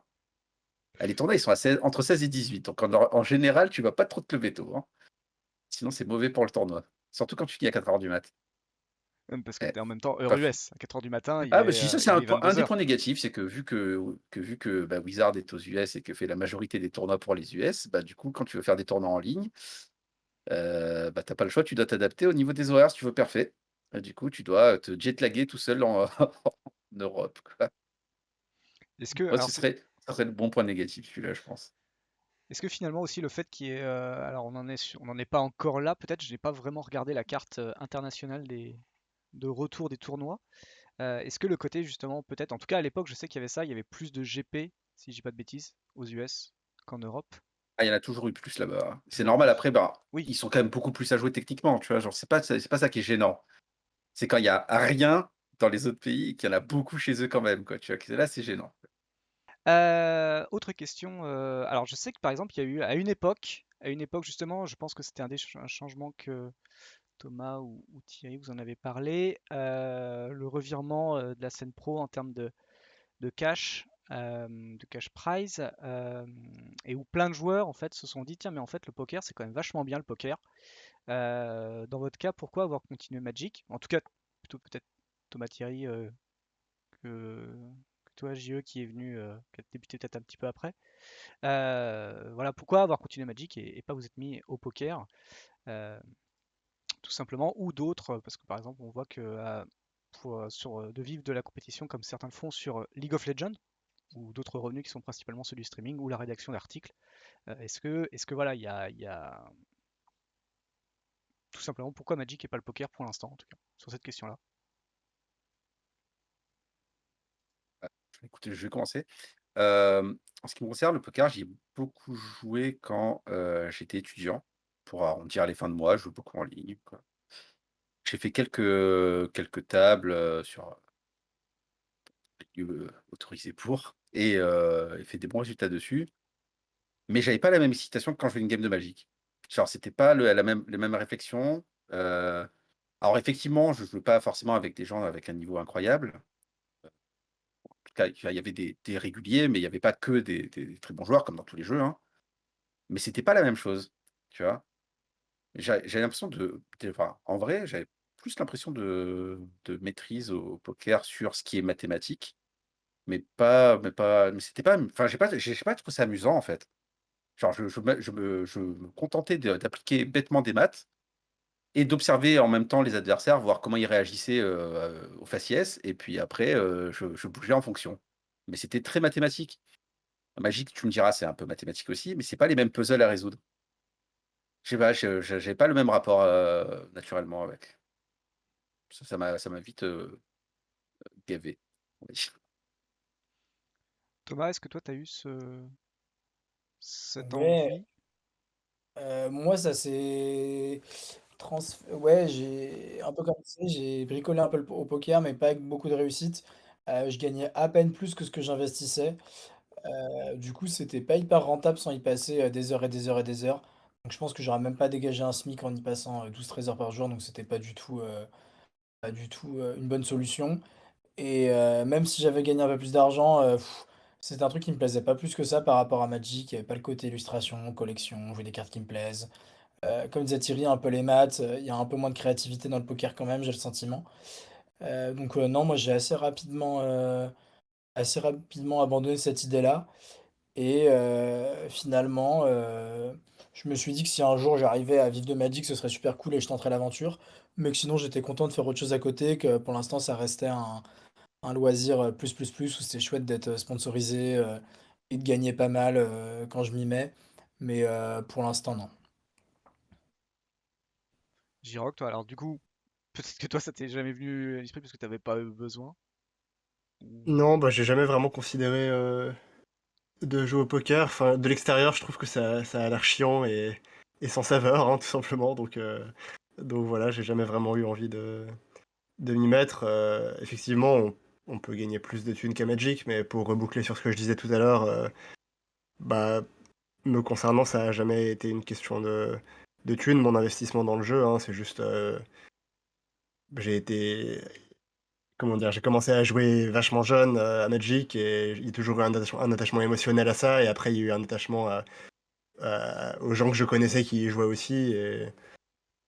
Et c'est pour ça que j'ai du mal en fait à me projeter dans d'autres jeux parce que ça voudrait dire bah, repartir de zéro en termes de pas seulement de connaissances, mais aussi de alors pas forcément repartir à zéro en niveau social, parce qu'il y a peut-être d'autres gens qui feraient la transition avec moi, des gens que je connais qui joueraient déjà à d'autres jeux, mais ouais, c'est beaucoup de nouveautés et j'aime pas trop les nouveautés, donc je préfère rester dans ce que je connais déjà.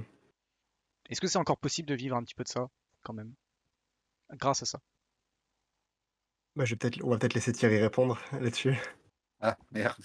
Tout le monde est pauvre. Alors, oui, je pense, mais comme je disais, il faut que tes revenus, surtout quand tu démarres ou en tout cas quand tu es pas, une star mondiale, tu vois? Il faut que tes revenus, ils viennent de plein de petits enfin de petits supports autres, tu vois? Que ce soit, tes revenus YouTube mixés à du Twitch, mixés à tes articles, mixés à tes gains de tournoi.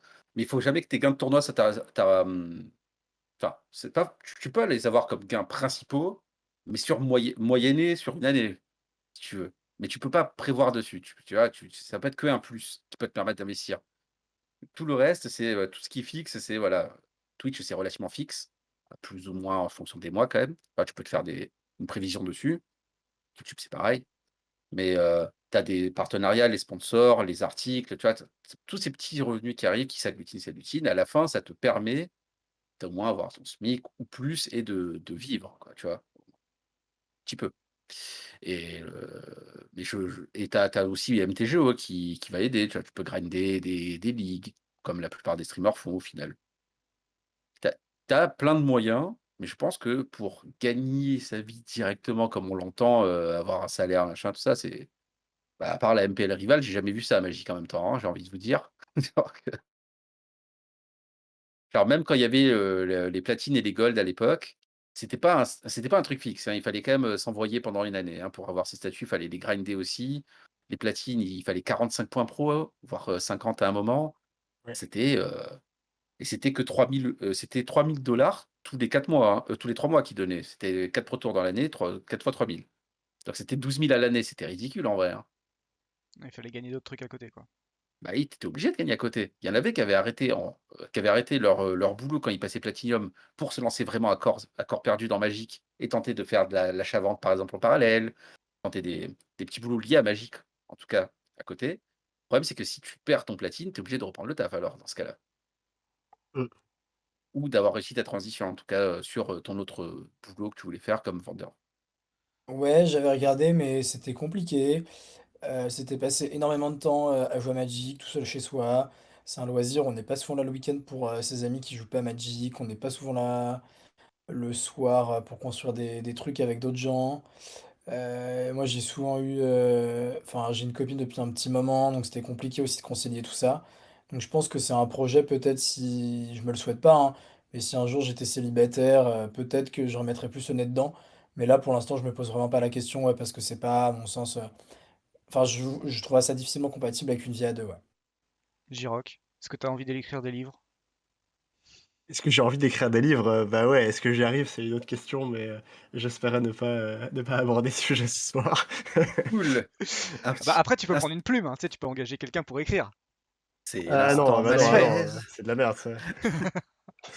Ah, c'est tout ou rien, c'est 100% toi ou pas Ah possible? ouais, complètement. Ok, ça se vendrait Moi moins, t'as j'ai raison. envie de...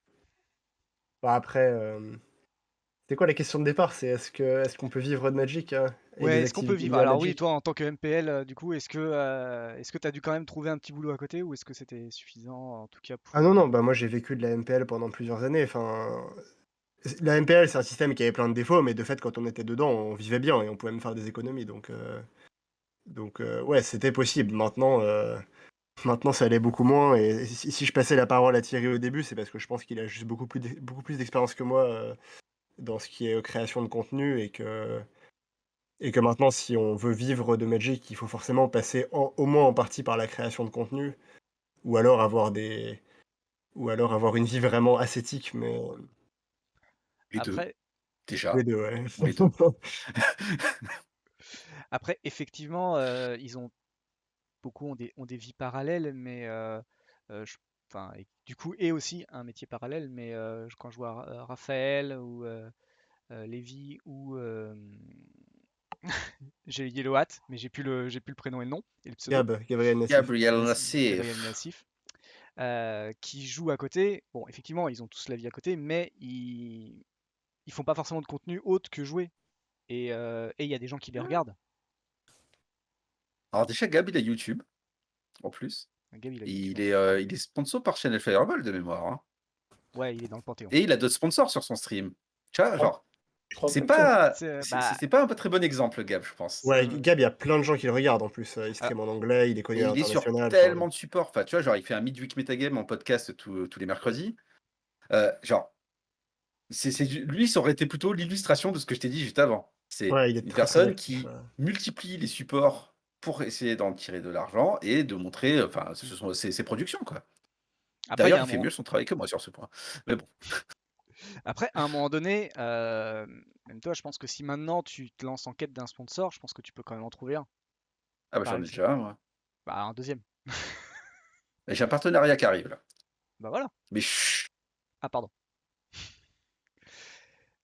Mais en final, voilà, c'est la persévérance d'un stream. Quand bien même, tu vois, je pense, tu ne ferais que du live, à un moment donné, ça peut se débloquer.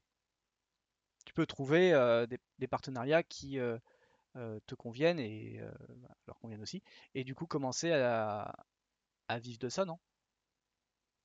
Effectivement, c'est pas du jour au lendemain. Ça, c'est.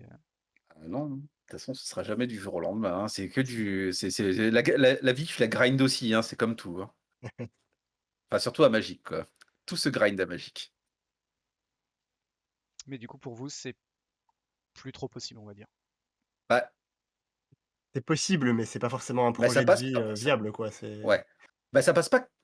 Pour moi, ça passe plus comme ça aurait pu l'être à un moment, justement, bah, par rapport à la MPL Rival. Tu ne peux plus te contenter de jouer à Magic pour gagner ta vie à Magic. Il faut que tu fasses des trucs autour de ça. Après, ça dépend de ton profil. Si tu es joueur pro, bah, tu peux faire du coaching en parallèle, tu peux montrer tes streams gameplay, tu peux mettre tes vidéos de replay, tu vois, il y a plein de petits trucs que tu peux faire. Si tu es plutôt entertainer, plutôt en prod, bah, tu peux faire la même chose, mais par rapport à ton univers aussi, tu vois. Enfin, chacun son truc. Tu peux te servir de Magic comme un prétexte pour streamer un jeu, comme certains streamers font aussi, mais après bifurquer sur d'autres jeux et puis être un streamer multigaming, tu vois? Ou un créateur de contenu YouTube, multigaming aussi d'ailleurs, hein. Je dis streamer, mais ça peut être n'importe quoi. Tu peux être sur TikTok aussi. Enfin, il y a plein de supports qui peuvent t'attendre. Faut juste être conscient de qu'est-ce que tu veux faire de ton contenu.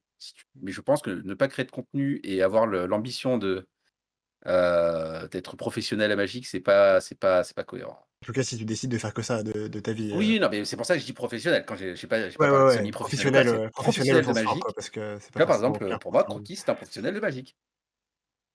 J'aime bien le prendre comme exemple parce que c'est le plus gros qu'il y a, hein, mais J'ai bon. pensé à lui, mais comme je sais pas du tout ce qu'il fait à côté, je. Bah, il fait un peu de YouTube maintenant. Enfin, un peu. Enfin, je crois qu'il poste une vidéo de tous ses. Tu prends ses streams et il fait quasiment une vidéo par jour. Mais voilà, quoi. Assez régulier, quoi. Hmm. Euh, Et du coup, petite question pour finir, parce qu'on reste quand même ici surtout une chaîne liée au Commander et particulièrement au Duel Commander, et je crois que vous touchez ou avez touché, de près ou de loin en tout cas, le Duel Commander cette année, ou l'année dernière, et le Duel Commander dans tout ça. Est-ce que c'est oublié ou pas du tout? Je commencerai par J-Rock, Ok. qui s'est pointé odieusement à un tournoi, l'a gagné, et hop, fantôme reparti. Ah non, il allait à Toulouse. Il a été à Non, Toulouse. c'est pas Ah vrai. pardon, ouais, mais j'ai pas tout su. Donc deux Et tournois, Ouais, l'histoire. au moins deux tournois. j'ai été jouer un tournoi récemment en Duel Commander. J'ai même été jouer avec un deck pas ouf et, euh, et j'ai passé une journée plutôt sympa, mais pour être tout à fait honnête, je compte pas rejouer dans le format prochainement. En fait, c'est pas que le format est mauvais ou quoi, c'est juste que c'est beaucoup d'investissement et. Enfin, c'est beaucoup de contraintes matérielles, un peu Mm. superflues en fait, pour jouer des games de Magic qui sont pas meilleurs que dans d'autres formats. C'est un peu comme ça que je le dirais en fait. Genre, faut que tu récupères un deck de 100 cartes Singleton, dont beaucoup sont anciennes, donc c'est chiant. Hmm. Il faut que tu apprennes un format où il y a assez peu de joueurs vraiment compétitifs. Donc, faut que tu arrives à trouver des partenaires de test un peu compétents. Faut que tu joues beaucoup de games, parce que forcément, comme c'est un format sans carte Singleton, il y a beaucoup de variance. Donc, l'investissement, il est réel. Il n'y a pas de vrai payoff au bout, parce que bah, c'est pas soutenu par. Enfin, c'est pas soutenu par Wizards, il y a pas le rêve du Pro Tour, les prize pools sont pas énormes non plus, quoi. C'est plutôt un truc de passionné. Et du coup, ton payoff pour te taper toutes ces contraintes-là, plus la contrainte du mélange, d'ailleurs, que j'ai pas mentionné, mais moi je déteste mélanger des decks de plus de 40 cartes, donc 100 cartes, c'est mort. Euh, Je suppose que tu as mis des fetch. Bah évidemment, je jouais des fetch parce que je voulais jouer un deck qui marche quand même un minimum. Euh, Ah, moi, j'en peut- avais très peu de fetch, hein. ouais, bah enfin moi j'avais Birthing Pot dans mon deck parce que c'était un peu un des prérequis pour me refaire jouer dans le format, donc forcément j'allais chercher dans mon deck tout le temps. Est-ce que tu es Euh, venu avec un Minsk Naya? J'essaie de Ouais, ouais, comprendre. j'ai joué Minsk, quoi, c'est Ah, ça que j'ai joué. voilà. Euh, Mais donc ouais, tout ça mis bout à bout te donne le droit de jouer des games de Magic qui sont sympas, mais voilà, c'est pas un format qui est particulièrement intéressant techniquement par Mhm. rapport à du limité, du cube ou plein d'autres formats qui demandent moins d'investissement, moins de ressources, moins de temps de préparation. Donc, euh, donc voilà, tout ça fait que j'ai pas l'intention de rejouer au Commander, mais c'est pas contre le Commander, Alors, c'est juste qu'il y a Moi, d'autres j'ai formats entendu, qui. il déteste le commandeur. Moi, c'est ce ouais, que j'ai ouais. entendu. Moi j'ai clairement Vous entendu ça aussi. pouvez, Ouais. bah si c'est votre conclusion, très bien. On a rajouté de la caillasse. Non, non, attends, moi je vous ai amené ce soir, c'est pas pour parler à la base de Duel Commander, c'est juste la petite question de fin de live, si vous aimez pas du tout le Commander parce que Ah, et pour vous nous X ou laissez Y sur une raison. mauvaise image de la communauté, bravo, Oui, hein. bah ça, après, voilà, c'est vous, c'est votre image, hein, c'est vous les streamers. Vas-y, Boa, Ah merde, je suis trop ouvert ma de gueule. parler. Je Moi, finis quand le par Thomas, commandeur, ben moi, j'ai fait un tournoi récemment. Je suis c'est vrai. exempté normalement de tout reproche. J'ai donné à la communauté ma présence. Est-ce que tu aimes Euh, ce format? alors, pour être honnête, j'ai toujours adoré le commandeur, mais comme l'a dit JE, je trouve que les contraintes qu'il y a autour, Ouais. faut trouver quelqu'un qui peut jouer en commandeur.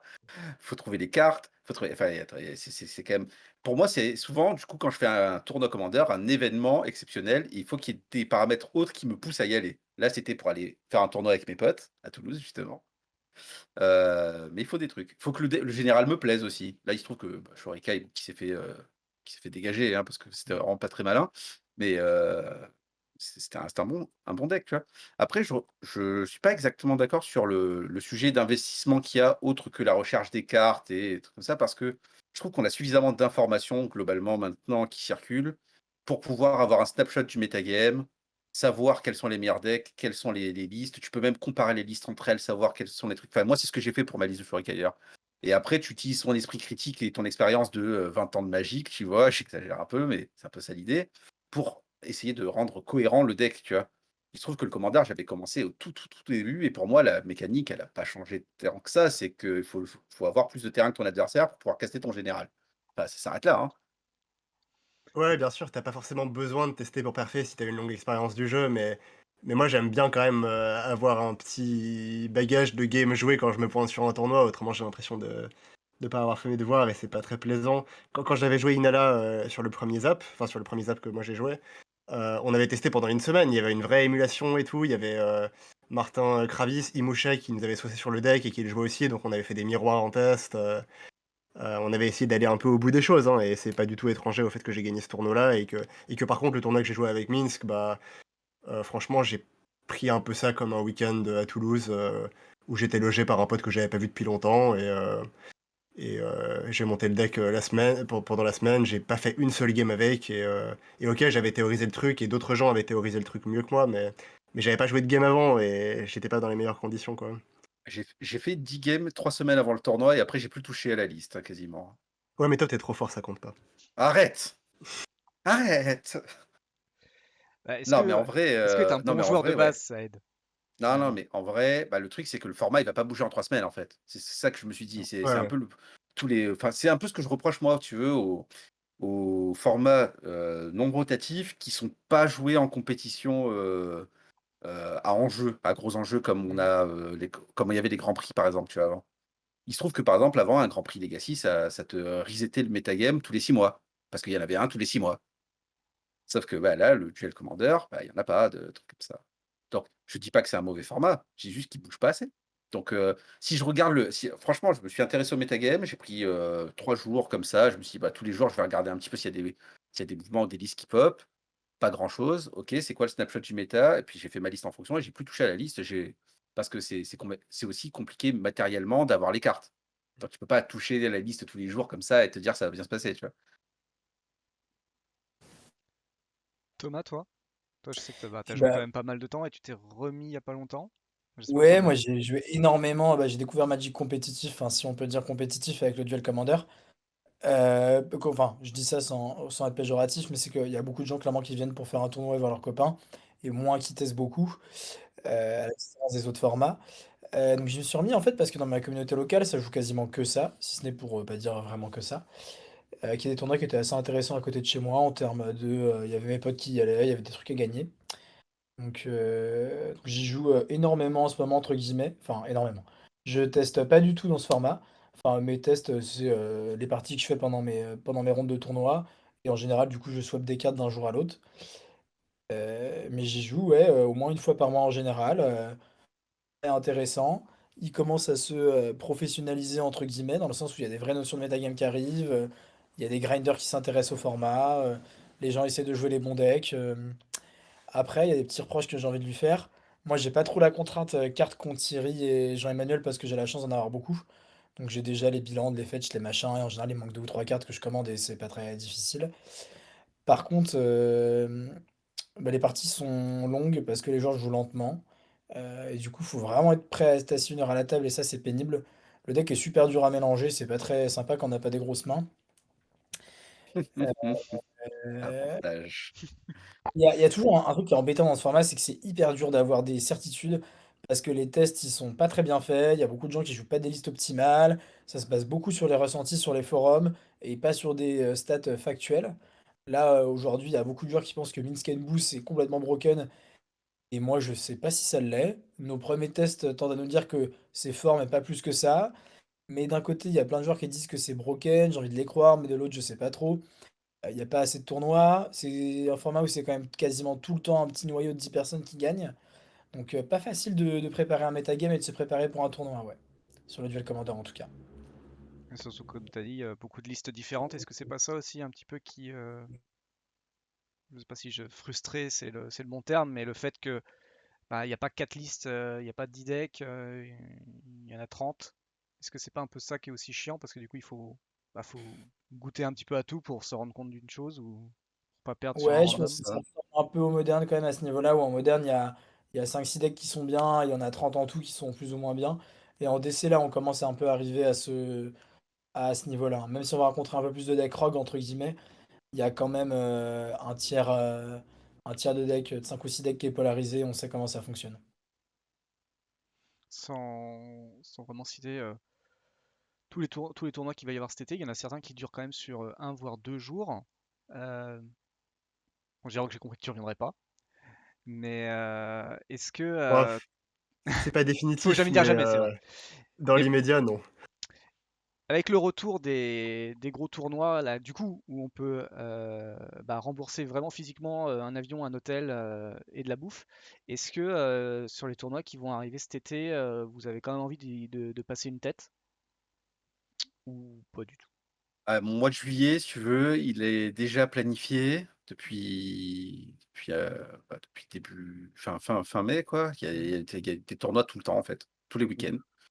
Il y a MTGO encore plus qui a rajouté des PTQ, il y en a 4, non 4, 6, je crois. Il y a 6 PTQ dans le mois de juillet sur MTGO, C'est plus pas le mal. GP, plus tu genre plus le MIQ à côté, ça fait beaucoup déjà à préparer. Je t'avoue que, je sais pas si je vais rajouter un format pour un one shot, tu vois?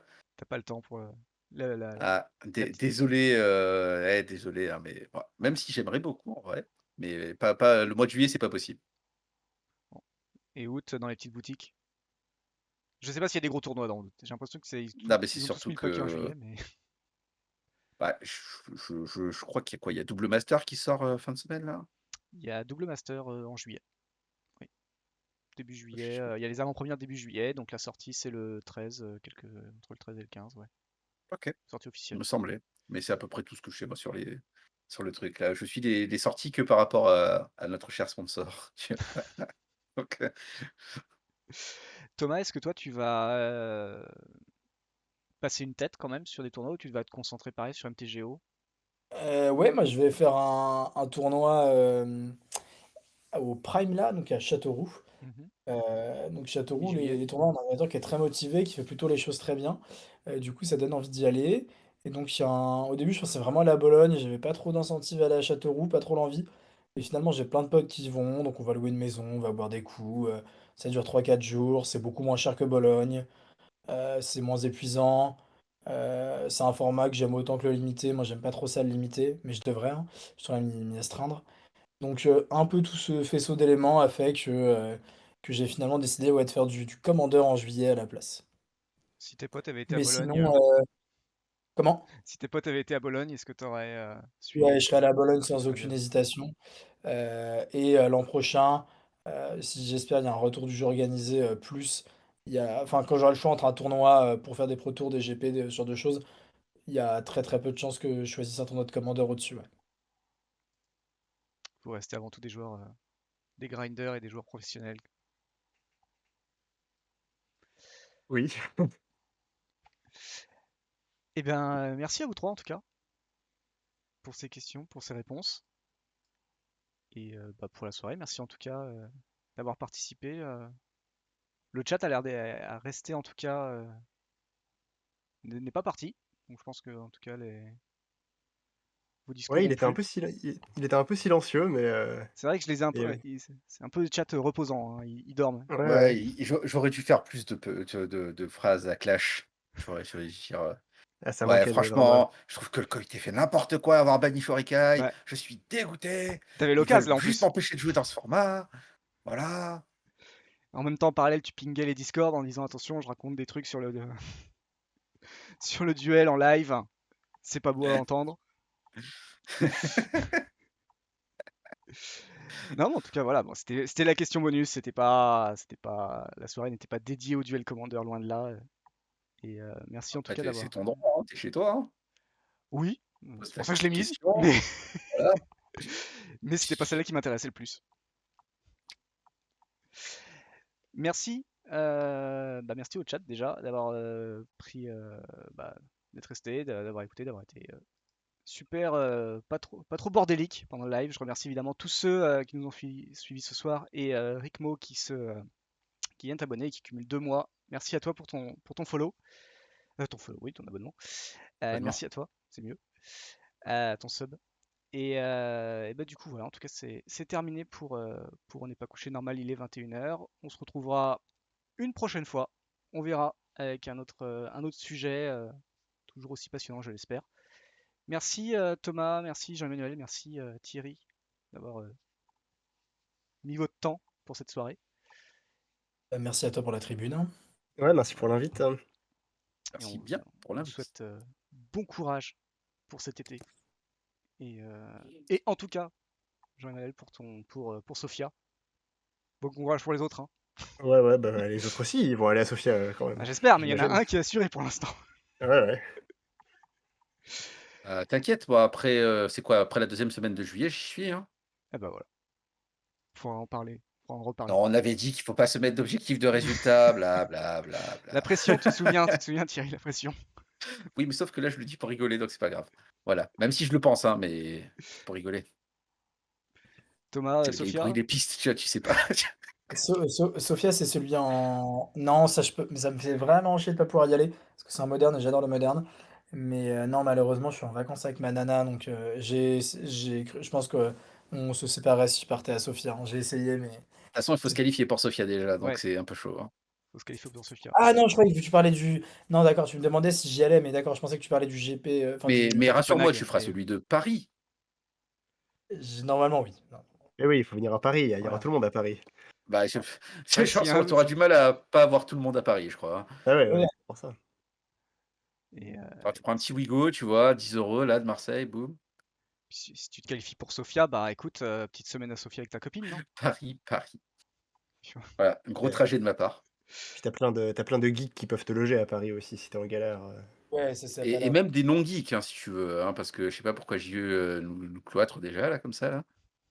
Bon, ça nous cloître, on est tous des geeks, faut assumer un peu. Ah, mais moi, je le suis. Vous êtes tous Mais dans tiens, votre on n'est chambre pas là, tous hein. comme Faut ça. arrêter. Ah, oui. Ça, je viens si. Oh, crêpe. Ok. On espère tous vous T'inquiète, voir. Fichu, t'inquiète, t'auras ta crêpe. On es- Ramène-toi. J'espère pour toi qu'il y a des vendeurs de crêpes parce que sinon tu vas courir loin pour avoir une crêpe depuis le. Oui, bah, la première fois qu'on a mangé ensemble avec Fichu à Paris, il m'a aussi offert une crêpe, donc bref, voilà. Ah, Chacun- Voilà, on se revoit là, t'inquiète. la crêpe du retour. Des Mais bien retrouvailles. sûr, c'est la crêpe de l'amitié. Hmm. C'est beau. Bon, allez, Merci en tout cas à vous trois. Merci au chat. Et voilà. VOD fin de semaine normalement. Pour ceux qui viennent d'arriver, qui ont raté tout le début. Et puis sinon, voilà. On va souhaiter un gros bisou. Et on se retrouvera une prochaine fois pour un nouvel ONPC consacré à un autre sujet. Mais toujours normalement sur Magic. Bye bye, des bisous à tous. Ciao, Salut. ciao. salut.